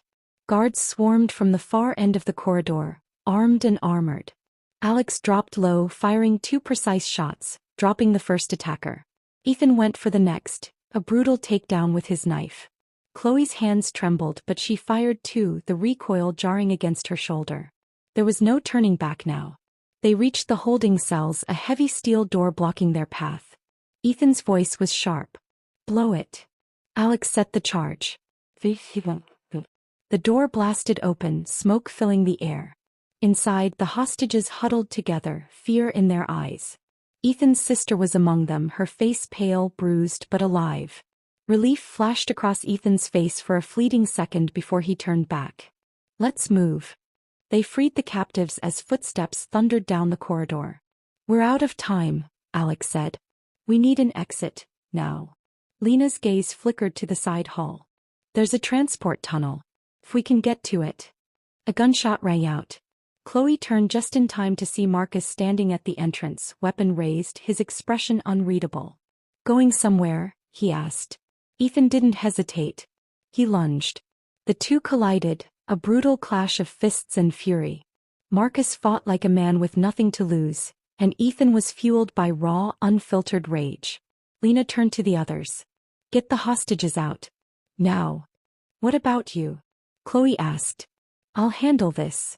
Chloe hesitated, then nodded. "Be careful." With that, she followed Alex and the others, leading the hostages through the tunnels. Behind her, she heard Marcus's pained grunt, Ethan's sharp exhale. But there was no time to look back. They ran. Toward freedom. Toward the final battle. Toward the choice that would define everything. Akumah Audiobooks.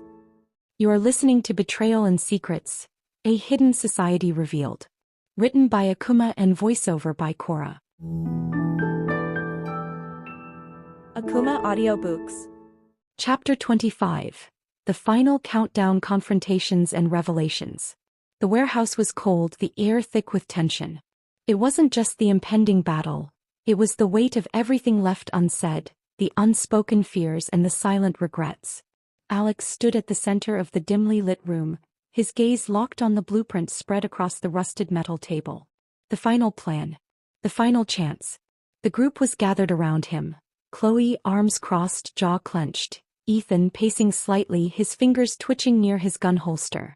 And Lena, her expression unreadable as she studied the layout of the organization's headquarters.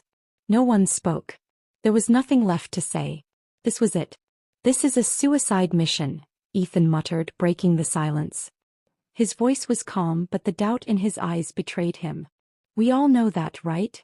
Alex exhaled sharply, glancing at Chloe before addressing Ethan. "We don't have a choice. If we don't stop them now, no one will." Ethan let out a dry laugh. "And what if we're already too late? What if this was their plan all along?"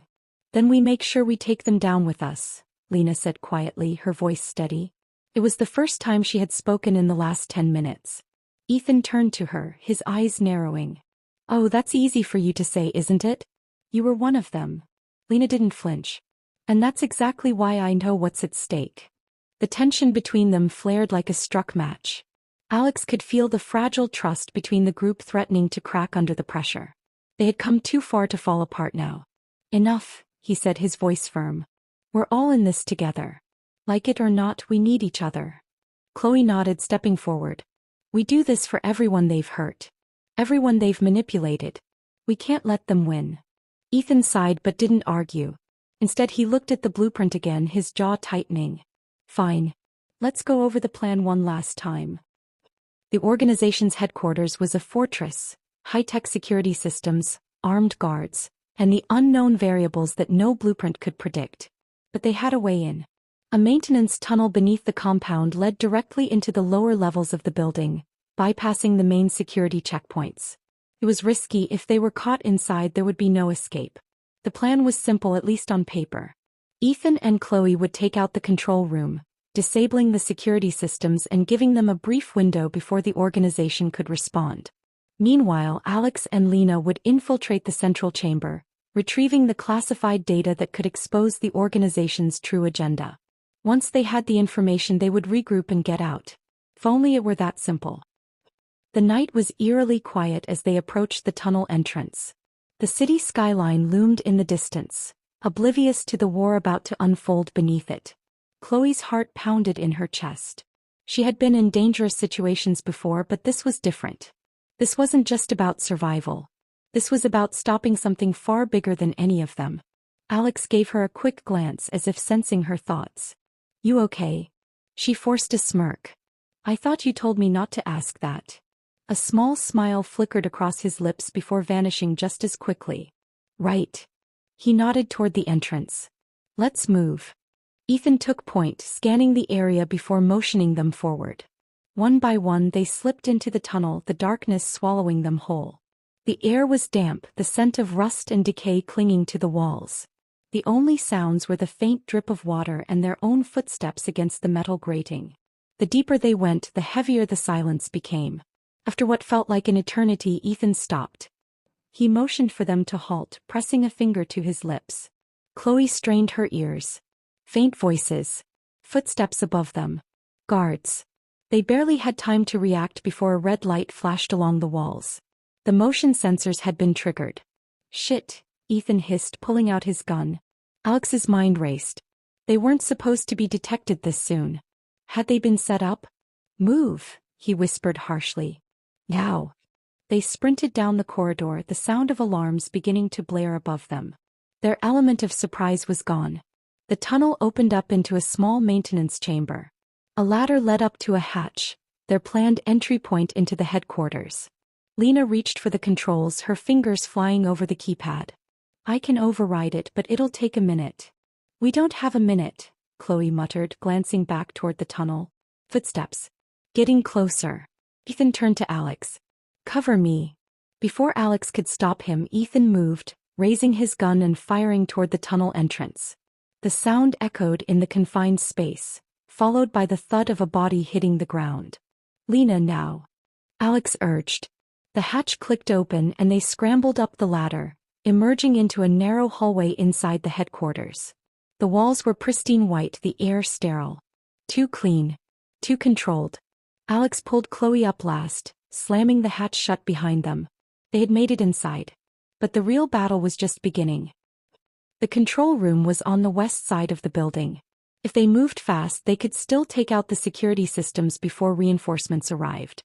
Alex and Lena moved toward the central chamber while Ethan and Chloe headed for the control room. Chloe's breath was steady, her hands firm on her gun. She and Ethan moved in sync, taking down guards quickly and silently as they advanced. When they reached the control room, Ethan hesitated. "What?" Chloe whispered. Ethan's face was unreadable. "Something's off." She followed his gaze. The door was already ajar. Someone had beaten them to it. They exchanged a look before stepping inside, weapons raised. The room was a wreck. Monitors shattered, consoles sparking. A figure stood at the center, back turned to them. Chloe's stomach dropped. "Marcus." He turned slowly, a smirk on his face. "You're late." The sight of him sent a wave of anger through her. "What the hell are you doing here?" Marcus spread his arms. "Finishing what I started." Ethan tensed beside her. "That's not going to happen." Marcus's smirk deepened. "Are you sure about that?" Before either of them could react, the door slammed shut behind them. Trapped. And just like that, everything started to fall apart. The group pressed forward, their movements swift and calculated as they navigated the dimly lit corridors of the organization's headquarters. The tension in the air was suffocating. The deeper they infiltrated, the more evident it became that they had stepped into a battlefield far beyond what they had anticipated. The hum of machinery echoed through the metal walls and red warning lights flickered overhead, signs that the organization was aware of their intrusion. Chloe tightened her grip on her weapon, her knuckles turning white. Her heartbeat pounded in her ears as she scanned their surroundings. "We're running out of time," she whispered, glancing over at Alex, who nodded in silent agreement. Ethan moved ahead, pressing himself against the wall as he studied a security panel. "If we don't disable the main systems now, we'll be walking straight into a death trap." Lena stepped beside him, her fingers flying over the controls. The code sequences on the screen flickered rapidly as she worked, her breathing shallow and quick. I can override the security, but it won't last long. We need to move fast. The panel emitted a soft beep and a green light flashed. Access granted.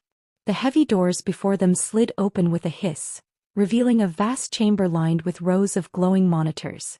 At the center stood a massive circular console, data streaming across the screens in incomprehensible patterns.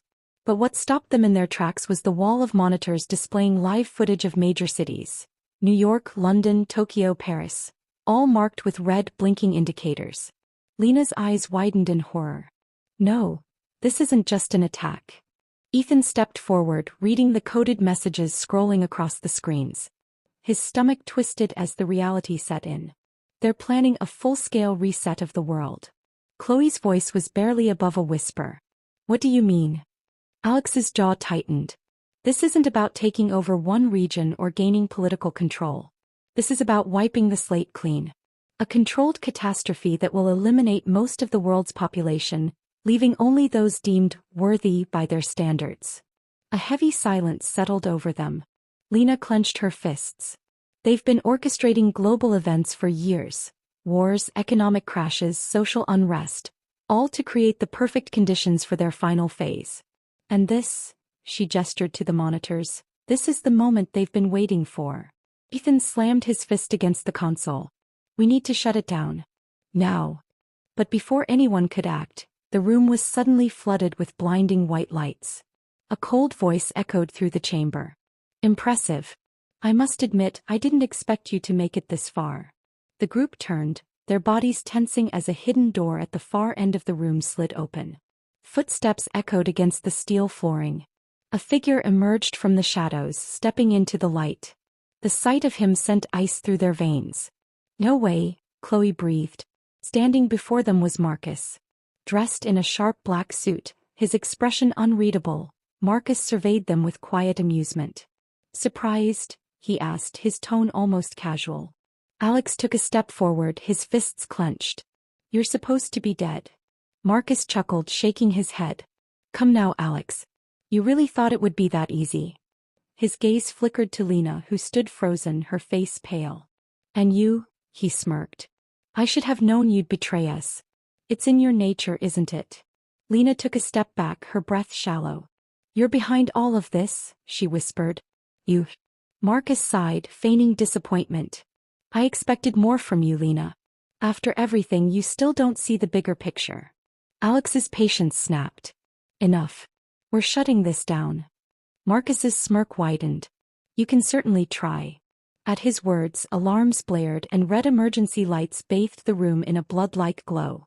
Hidden panels in the walls slid open, revealing a wave of armored guards, their weapons raised.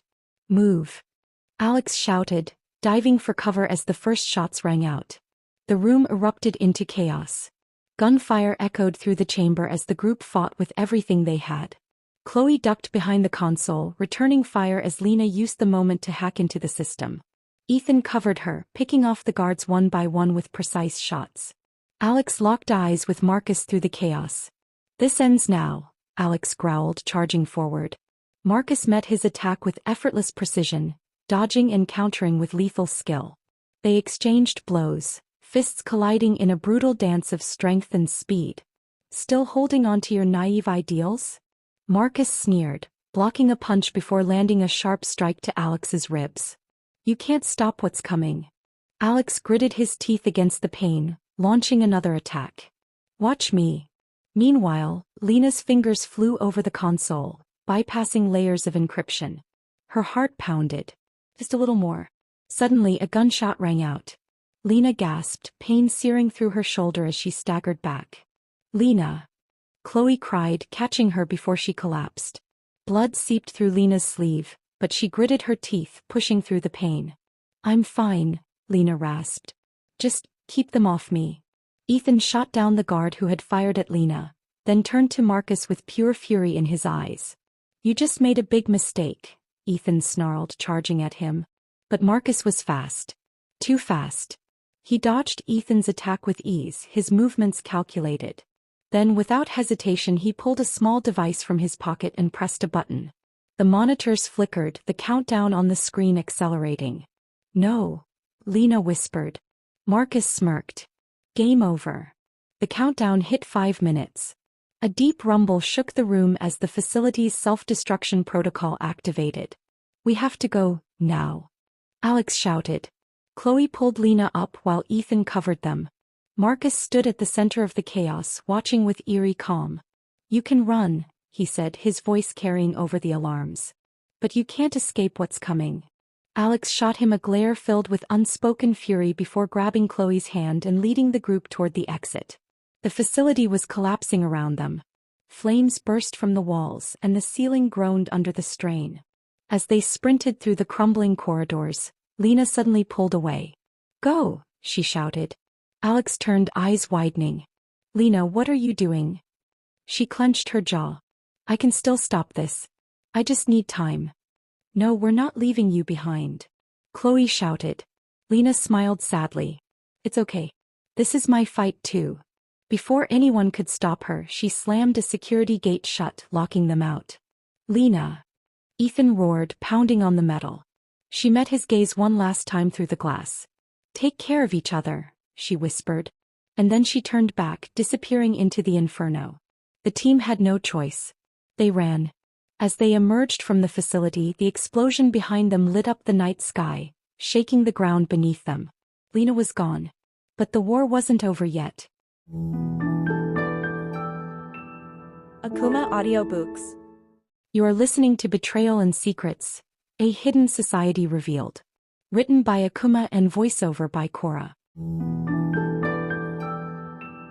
Akumah Audiobooks. Chapter 26. Betrayals and Final Sacrifices. A tense silence filled the air as the group stood in the heart of the organization's underground facility. The soft hum of machinery and distant voices were the only sounds accompanying the weight of the revelation that had just been unveiled before them. Alex's fists clenched at his sides, his body rigid with barely contained rage. Chloe's breath came in short, uneven gasps, her eyes flickering between disbelief and sorrow. Ethan's jaw tightened, his thoughts racing in turmoil. Lena simply stared, her expression unreadable, as if she had already known. At the center of it all stood the leader of the organization. A figure they had hunted for months, the mastermind behind the chaos that had led them to this moment. And now, standing before them, removing the final layer of deception, was someone they had never expected. It was Marcus. Marcus, their handler. Their guide. The man who had orchestrated their every move, who had fed them information, who had gained their trust and stood by their side when everything else crumbled. I must admit, Marcus said with a sigh, stepping forward, his expression calm despite the tension in the air. I didn't think you would make it this far. Chloe took a shaky step forward. You, her voice wavered. You've been lying to us this entire time? Marcus exhaled, his gaze sweeping across the team with an air of disappointment. Lying? No. I've only ever told you what you needed to hear. You wanted a villain, so I gave you one. But the truth is so much more complicated. Complicated. Alex's voice was sharp with fury. You've been leading us in circles while we thought we were fighting for something real. You used us. Used you. Marcus chuckled, shaking his head. I saved you. I gave you purpose. And now that you stand here, you're still too blind to see the bigger picture. His eyes locked onto Alex's. Everything I've done has been for the future. For survival. Lena, who had remained silent until now, finally spoke. Survival. Her voice was colder than they had ever heard it. Is that what you call this? Destroying lives, controlling people, dictating who gets to live and who dies. Marcus turned to her with a quiet sigh. The world is broken, Lena. You of all people should know that. Ethan stepped forward, his voice low but edged with barely restrained anger. You mean your world is broken? You just want to shape it into something you can control. Marcus's expression didn't change. You think I want control? No. I want order. Humanity has become weak, complacent. We are headed for ruin, and the only way forward is to tear away the rot and rebuild from the ashes. This isn't about power, it's about survival. The words hung in the air, heavy with implications. For a moment nobody spoke. Then Alex broke the silence. We're not going to let you do this. His voice was firm, unyielding.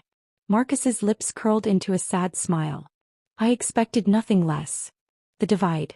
As if on cue, the facility's alarms blared, red warning lights flashing across the dimly lit room. A deep mechanical voice echoed through the space. Security lockdown engaged. All personnel to designated defense positions. Marcus took a step back, his hands clasped behind his back in eerie calmness. This is your last chance, he said, addressing the entire group. Join me.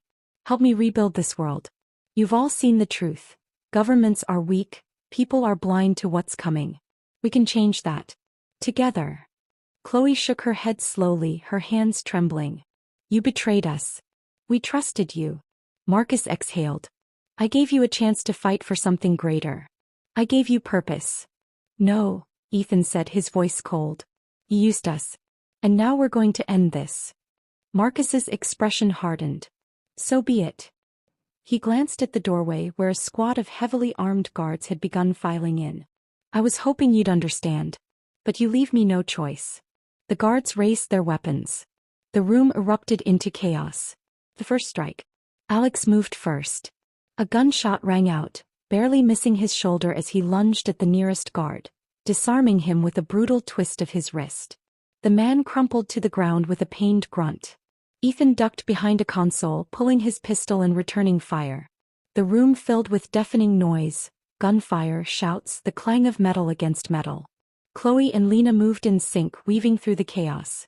Chloe disarmed one of the guards with a well-placed kick, while Lena moved toward the central control panel, her fingers flying over the interface. We need to shut this place down. Lena yelled over the noise. Ethan gritted his teeth, reloading his weapon. We need to get to Marcus first. But Marcus was already retreating, moving toward an adjacent chamber. He paused only briefly, locking eyes with them one last time. This is the future, he said. And you cannot stop it. Then he was gone, disappearing behind reinforced steel doors. Damn it! Alex shouted. More guards stormed in, forcing the team further into the room. They were outnumbered, but they fought with everything they had. Lena's fingers flew across the control panel. I can shut down the security systems, but it'll take time. We don't have time. Chloe shouted, narrowly dodging a bullet. Ethan gritted his teeth. We make time. He grabbed a nearby metal beam and slammed it against a charging guard, knocking him unconscious. Blood smeared across the floor, the air thick with tension and sweat. Lena worked frantically, her breath coming in rapid bursts. Finally, a beep sounded and the red lights flickered. Security override engaged. Emergency shutdown initiated. The doors hissed open. The path to Marcus and the organization's final secret lay before them. Lena exhaled, her hands trembling. That's it. We're in. Alex wiped sweat from his brow, his jaw clenched. Then let's finish this. But as they stepped forward, Lena hesitated. And in that moment she made her decision. She knew what had to be done. And she knew the price she would have to pay. The moment Lena detonated the core mechanism, the entire underground facility trembled as warning sirens blared through the air. The lights flickered, and the smooth hum of the organization's operations was replaced with an eerie silence, soon followed by a low, ominous rumble. The sabotage was working. The systems were failing. Alex, Chloe, and Ethan barely had a moment to process the weight of Lena's sacrifice before armed guards stormed the chamber, their black uniforms stark against the flashing red emergency lights. Gunfire erupted, forcing the team into cover. Move! Alex shouted, his voice barely audible over the chaos. He grabbed Chloe's arm and pulled her behind a large metal console as bullets ricocheted around them. Ethan ducked behind a toppled control panel, his pulse hammering in his ears. The air smelled of burning wires and blood. Lena's last words echoed in his mind. Forgive me. But there was no time for grief. No time for hesitation. Chloe pulled out her handgun and fired back at the approaching guards, taking down two before the others ducked for cover. We can't fight them all, she yelled. We need to get to the main exit before. Before she could finish, a mechanical voice crackled through the speakers. Warning. Core collapse in 5 minutes. All personnel evacuate immediately. Panic spread like wildfire among the guards. Some turned to flee while others, still loyal to their leader, pressed forward, desperate to stop Alex's group from escaping. Ethan peeked over his cover and spotted the leader standing on an elevated platform across the room. Their once composed and calculated demeanor had finally cracked. A twisted smile tugged at their lips as they stared down at the team. "You think you've won?" the leader called out over the alarms. Their voice carried an eerie calmness. "You've only hastened the inevitable." They pressed a button on a nearby panel and a section of the wall slid open to reveal the device, the doomsday weapon. It was massive. A cylindrical core pulsing with unstable energy, its containment field already flickering. Thick cables snaked across the floor, connecting it to the facility's failing power grid. If the core collapse didn't kill everyone, this device would. "Lena's sacrifice means nothing," the leader continued. "I always have a backup plan." Chloe's breath hitched. "We have to stop that thing." Alex's jaw clenched. "We need to get up there." Ethan was already scanning the room for a way to reach the platform. He spotted a maintenance ladder along the side wall. "There's a way up," he said. "But we need cover." Chloe reloaded her gun. "I'll draw their fire." "No," Alex said firmly. "We go together." A sudden explosion rocked the chamber, sending debris flying. One of the unstable generators near the center of the room had detonated, throwing guards off their feet. The perfect distraction. "Go!" Alex shouted. They sprinted toward the ladder, dodging falling debris and stray bullets. Ethan reached it first and started climbing, his fingers slipping against the cold metal as sweat dripped down his face. Chloe followed, with Alex covering them from below, firing at the remaining guards. The leader, now realizing their imminent defeat, activated the doomsday device. The core pulsed brighter and the warning sirens grew more frantic. Final sequence initiated. Detonation in 3 minutes. Chloe reached the platform and lunged toward the control panel. There has to be a way to shut it down. She frantically typed commands into the interface, but it was locked. The leader laughed. "You're too late. No one can stop it now." Alex climbed up behind her and drew his knife. "Watch me." The leader barely had time to react before Alex lunged. The two clashed, their struggle violent and desperate. The leader dodged the initial strike and countered with a punch, knocking Alex back. Blood dripped from the corner of Alex's mouth, but he didn't stop. He came at the leader again, his blade slicing through the air. Meanwhile, Ethan and Chloe worked together trying to override the system. "There's a manual override," Ethan pointed out. "But someone has to input the deactivation code."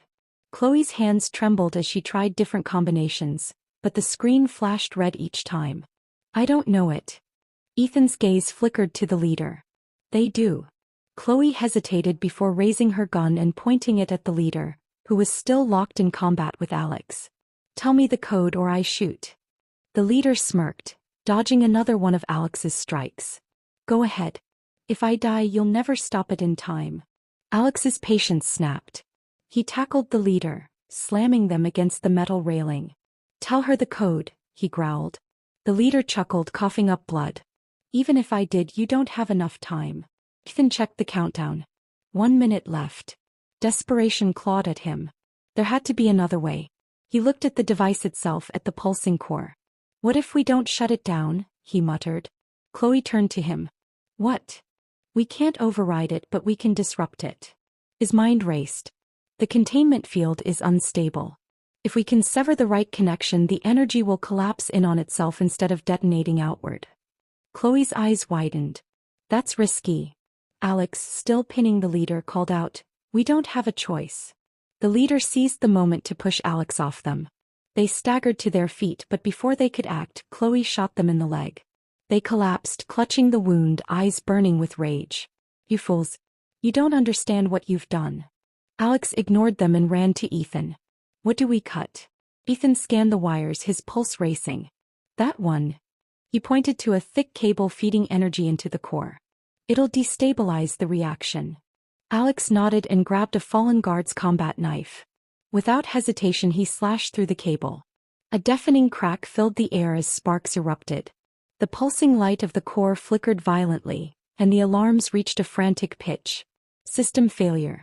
Collapse imminent." The team ran for the exit as the platform beneath them trembled. Behind them, the leader let out a furious scream, but they were too wounded to follow. Alex glanced back one last time. The leader, the person who had betrayed them all, was being swallowed by the very destruction they had tried to unleash.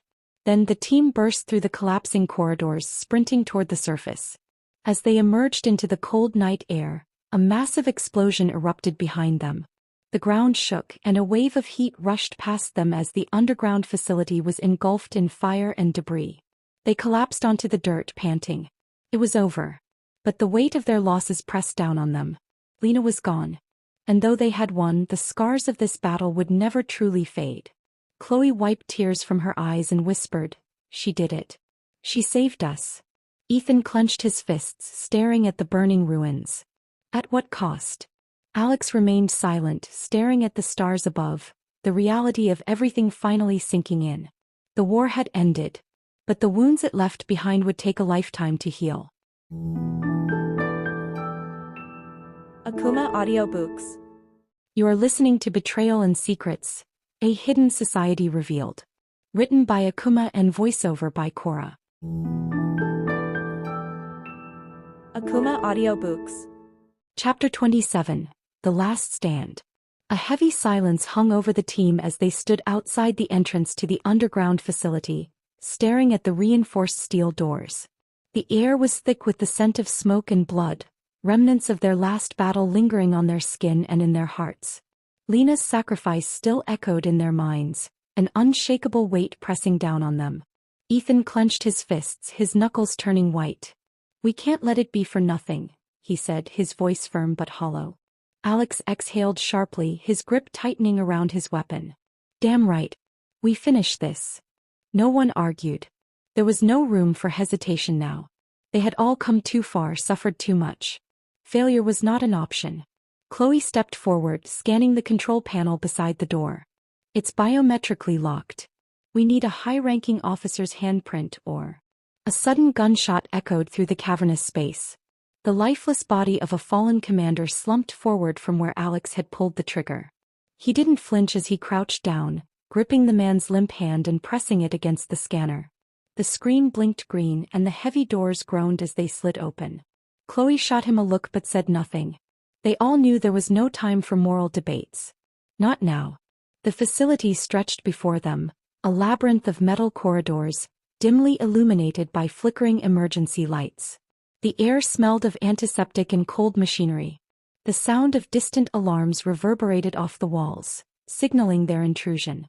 They had to move fast. Ethan led the way, his senses sharp, his pulse steady despite the tension coiling in his chest. He had never asked to be a leader, but here he was, the weight of every life depending on him. The thought of Lena, her voice, her sacrifice, kept him moving forward.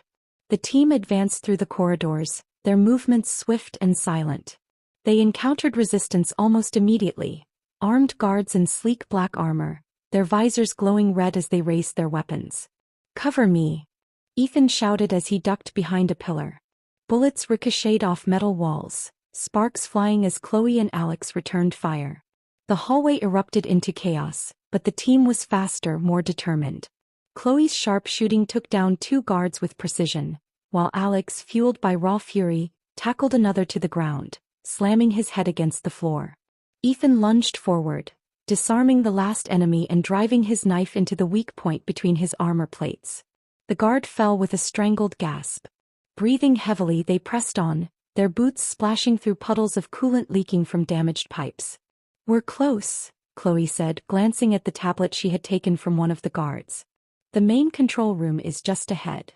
A deep rumbling shook the ground beneath them, nearly knocking them off their feet. The facility groaned, metal creaking under immense pressure. "They're activating the device," Alex realized, his voice grim. Ethan pushed forward, his heart pounding. "Then we don't have time to waste."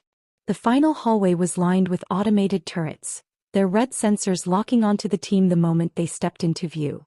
"Down!" Chloe shouted as a barrage of bullets rained down.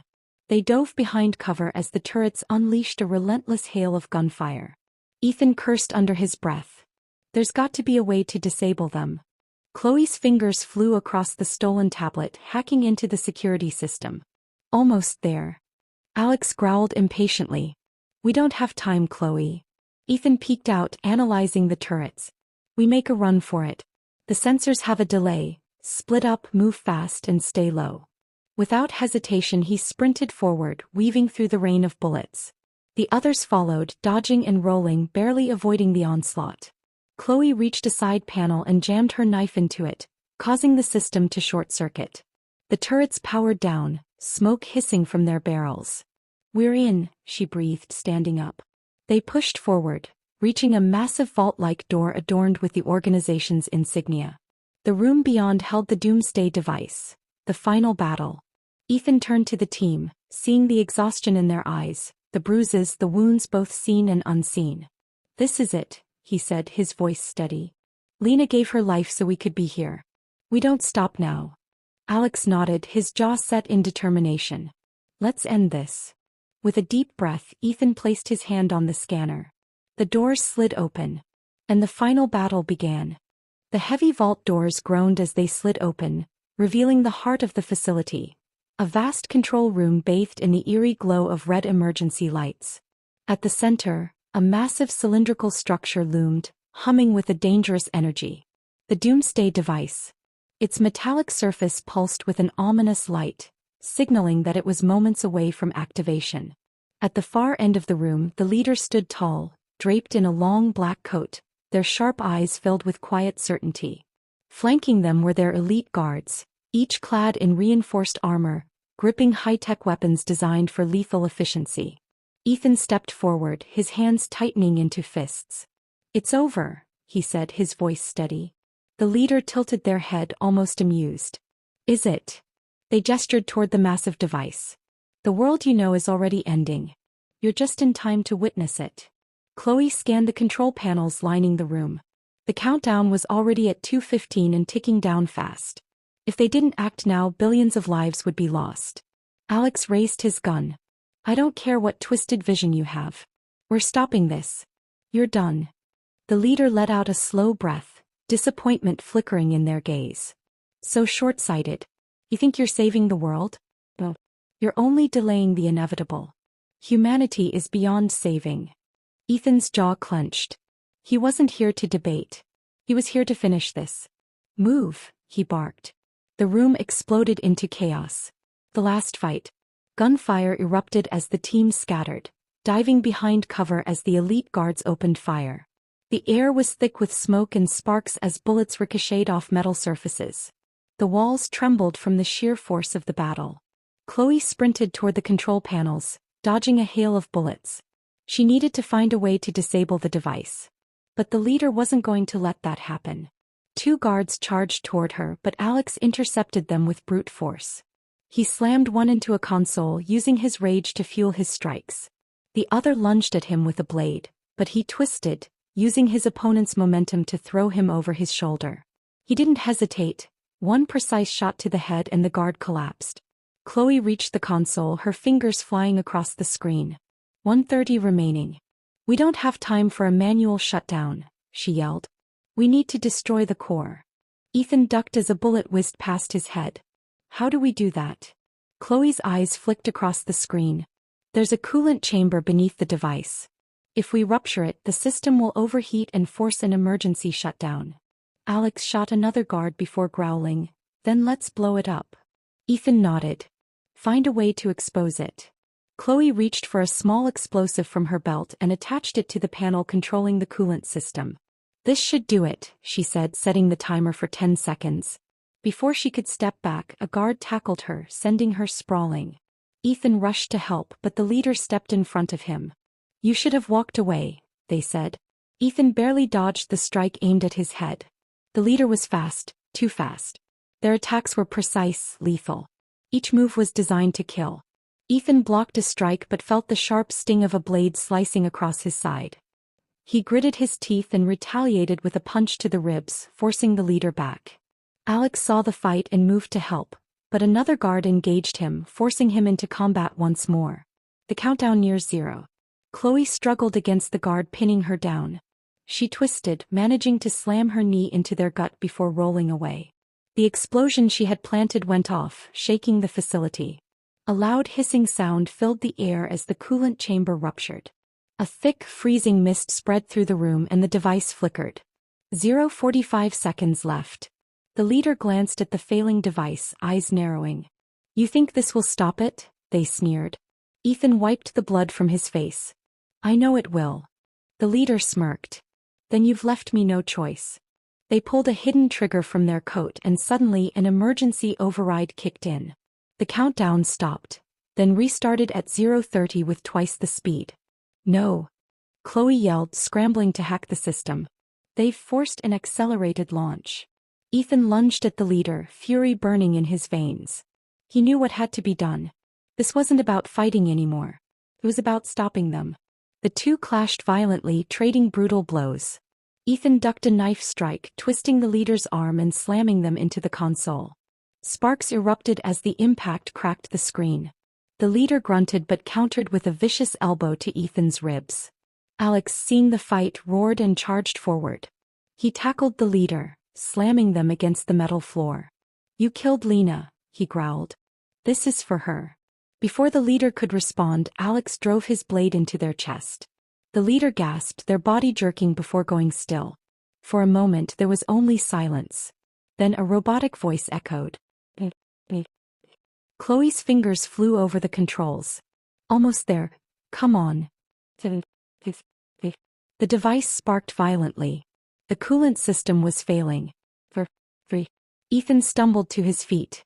"Everyone get back." A deafening explosion rocked the facility. The doomsday device shuddered violently before going dark. Its core overheated and with a final screech it imploded. The shockwave sent the team flying backward as flames and smoke filled the room. The ceiling groaned, chunks of debris crashing down. The entire facility was collapsing. Ethan coughed, pushing himself up. "We have to go now." Chloe helped Alex to his feet, and the three of them sprinted toward the exit as alarms blared. The facility was crumbling, walls caving in. They barely made it through the vault doors when the entire underground base collapsed behind them, burying everything, including the remains of the doomsday device. Outside, the cold night air hit them like a blessing. They had done it. The world was safe. But at what cost? The aftermath. The three stood in silence, watching as smoke rose from the ruins. Lena was gone. The battle was over. Alex clenched his fists, his face unreadable. "It doesn't feel like a victory." Ethan swallowed hard. "It never does." Chloe wiped at her eyes, exhaustion hitting her. "But we stopped them."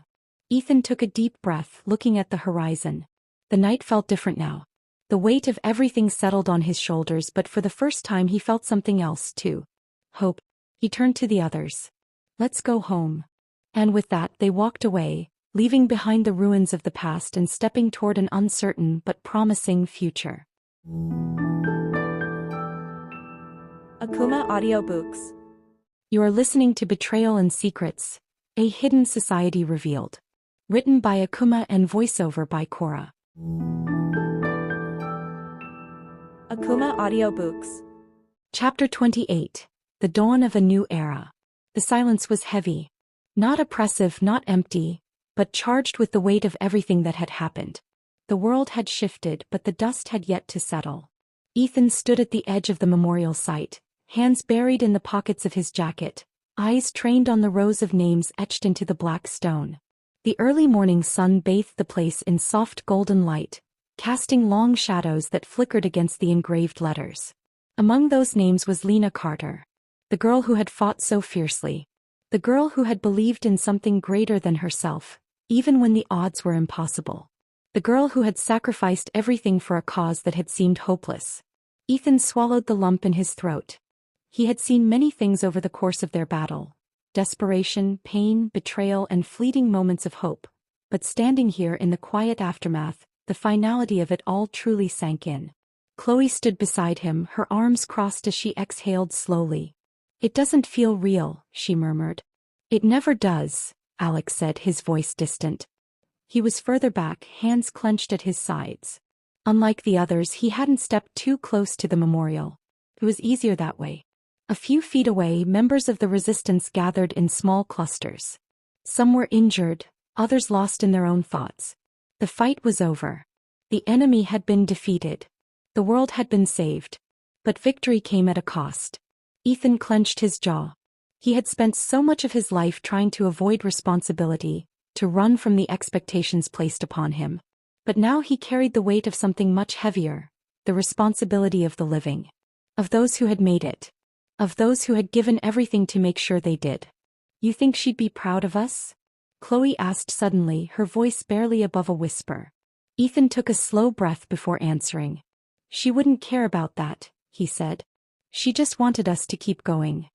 Chloe nodded, a sad smile flickering across her face. Yeah. That sounds like her. For a moment none of them spoke. Then Alex took a step forward, finally breaking his self-imposed distance. His gaze was hard, filled with an emotion Ethan couldn't quite name. Regret? Guilt? Or something deeper, something more raw. He reached into his pocket and pulled out something small. A silver chain. A pendant shaped like a star. It had once belonged to Lena. Without a word, Alex knelt and placed it on the base of the memorial beside her name. His fingers lingered on the cold stone for a moment before he stood up and walked away, shoulders tense. Ethan watched him go. He's still struggling, Chloe murmured. We all are, Ethan admitted. They stood there a while longer, allowing themselves a moment of silence. A moment to grieve. A moment to accept that their journey had come to an end. And then finally they turned away from the past and began walking toward whatever came next. Later that day the team gathered in what remained of their old hideout. The underground base had taken damage during the final battle, but it was still standing. The walls bore the scars of the fight, cracks, scorch marks, broken monitors, but the space felt oddly familiar. Comforting even.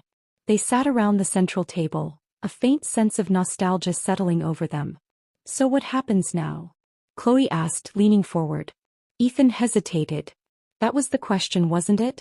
For so long their purpose had been clear. Stop the organization, put an end to the leader's twisted vision, save as many lives as possible. Now that it was over, what came next? We rebuild, Alex said, his voice steady for the first time in days. People are going to need guidance. The world doesn't just fix itself overnight. You're thinking of staying? Ethan asked, raising an eyebrow. Alex nodded. Yeah. I need to do something real with my life. Something that doesn't involve just chasing ghosts. Ethan understood what he meant.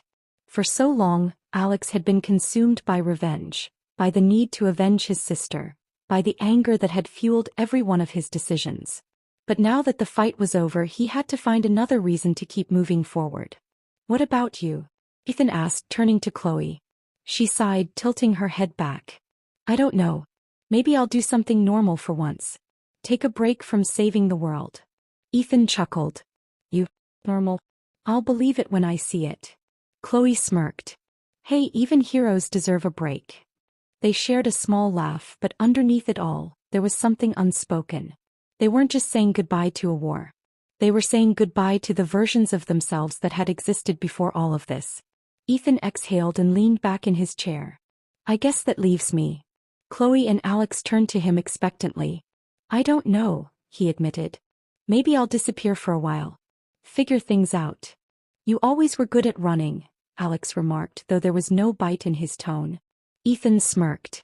And yet I always seem to end up right back in the middle of everything. Some things never change, Chloe mused. Ethan glanced around at them, his friends, his family, the people who had fought beside him through it all. They had been through so much together. They had survived things no one else could possibly understand. And now they had to let go. It wasn't easy, but it was necessary. The final night before they went their separate ways, Ethan found himself standing outside, looking up at the sky. It was a clear night. Stars stretched endlessly above him, small but brilliant, like tiny fragments of hope scattered across the darkness. Footsteps approached and he didn't need to turn around to know who it was. You okay? Chloe asked. Ethan let out a slow breath. Yeah. Just thinking. She stepped beside him, arms crossed against the chill in the air. About what? Everything. Chloe was quiet for a moment before she said, We did good, Ethan. He nodded. Yeah. We did. There was a long pause before she spoke again. You think we'll see each other again? Ethan turned to her, a small smile tugging at the corner of his lips. We always do, don't we? Chloe huffed a small laugh. Yeah. I guess we do. They stood there in silence for a little while longer, watching as the stars continued to shine above them. Tomorrow they would go their separate ways. But tonight they were still here. Still together. And for now that was enough. The sun had begun to set, casting a golden glow over the remnants of a world that was slowly beginning to heal. In the weeks following their victory, life had taken on a fragile sense of normalcy. The scars of war still marked the city. Burnt-out buildings, streets lined with debris, and a lingering sense of loss that could not be erased overnight. But among the ruins, hope had begun to sprout. Ethan stood at the edge of a newly built memorial, his fingers tracing the names etched into the stone. Lena's name was there, alongside countless others who had fallen in the fight against the organization. It felt strange to stand here to see their names carved into history when not long ago, they had all been fighting to survive. Alex stood beside him, hands in his pockets, his usual sharp-edged anger softened into something more contemplative. "Feels weird, doesn't it?" he muttered. "Standing here alive when they're not." Ethan nodded. "Yeah. It does." They stood in silence for a while, letting the weight of everything settle.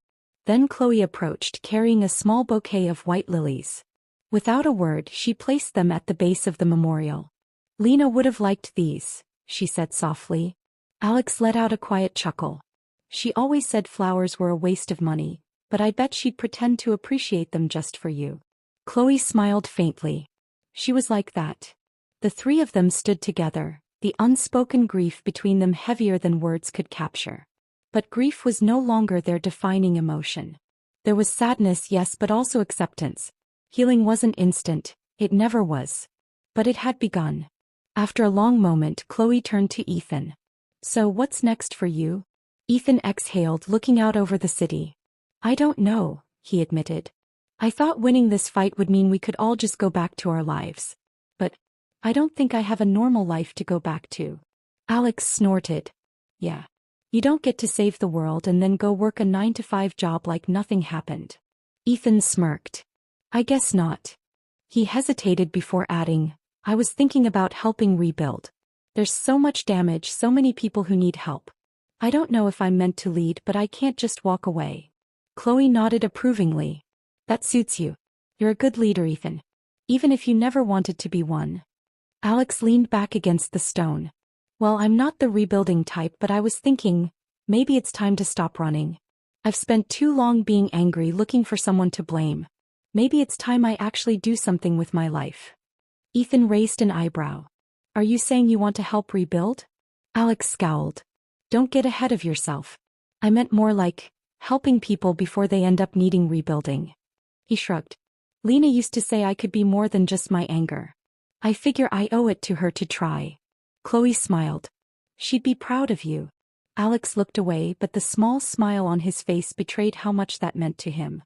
As the evening deepened, more of their allies arrived. Survivors of the resistance, people who had fought alongside them. There were quiet conversations, shared stories, and a collective understanding that, despite the destruction, they had all gained something irreplaceable: each other. Eventually, the night stretched on, and one by one, people began to leave, heading toward their uncertain but hopeful futures. Ethan, Alex, and Chloe were among the last to go, lingering at the memorial for just a little longer. Before they left, Chloe reached into her pocket and pulled out a small, silver pendant. She placed it on the memorial, letting it rest among the flowers and candles left by others. "For luck," she murmured. "Wherever we go next, I think we could use it." Ethan looked at the pendant, then at his friends. "Wherever we go next," he echoed, "we go knowing we made a difference." Alex smirked. "And if anyone tries to mess with that difference, we'll handle it." Chloe laughed softly. Together. They stood there for a moment longer, letting the silence settle around them.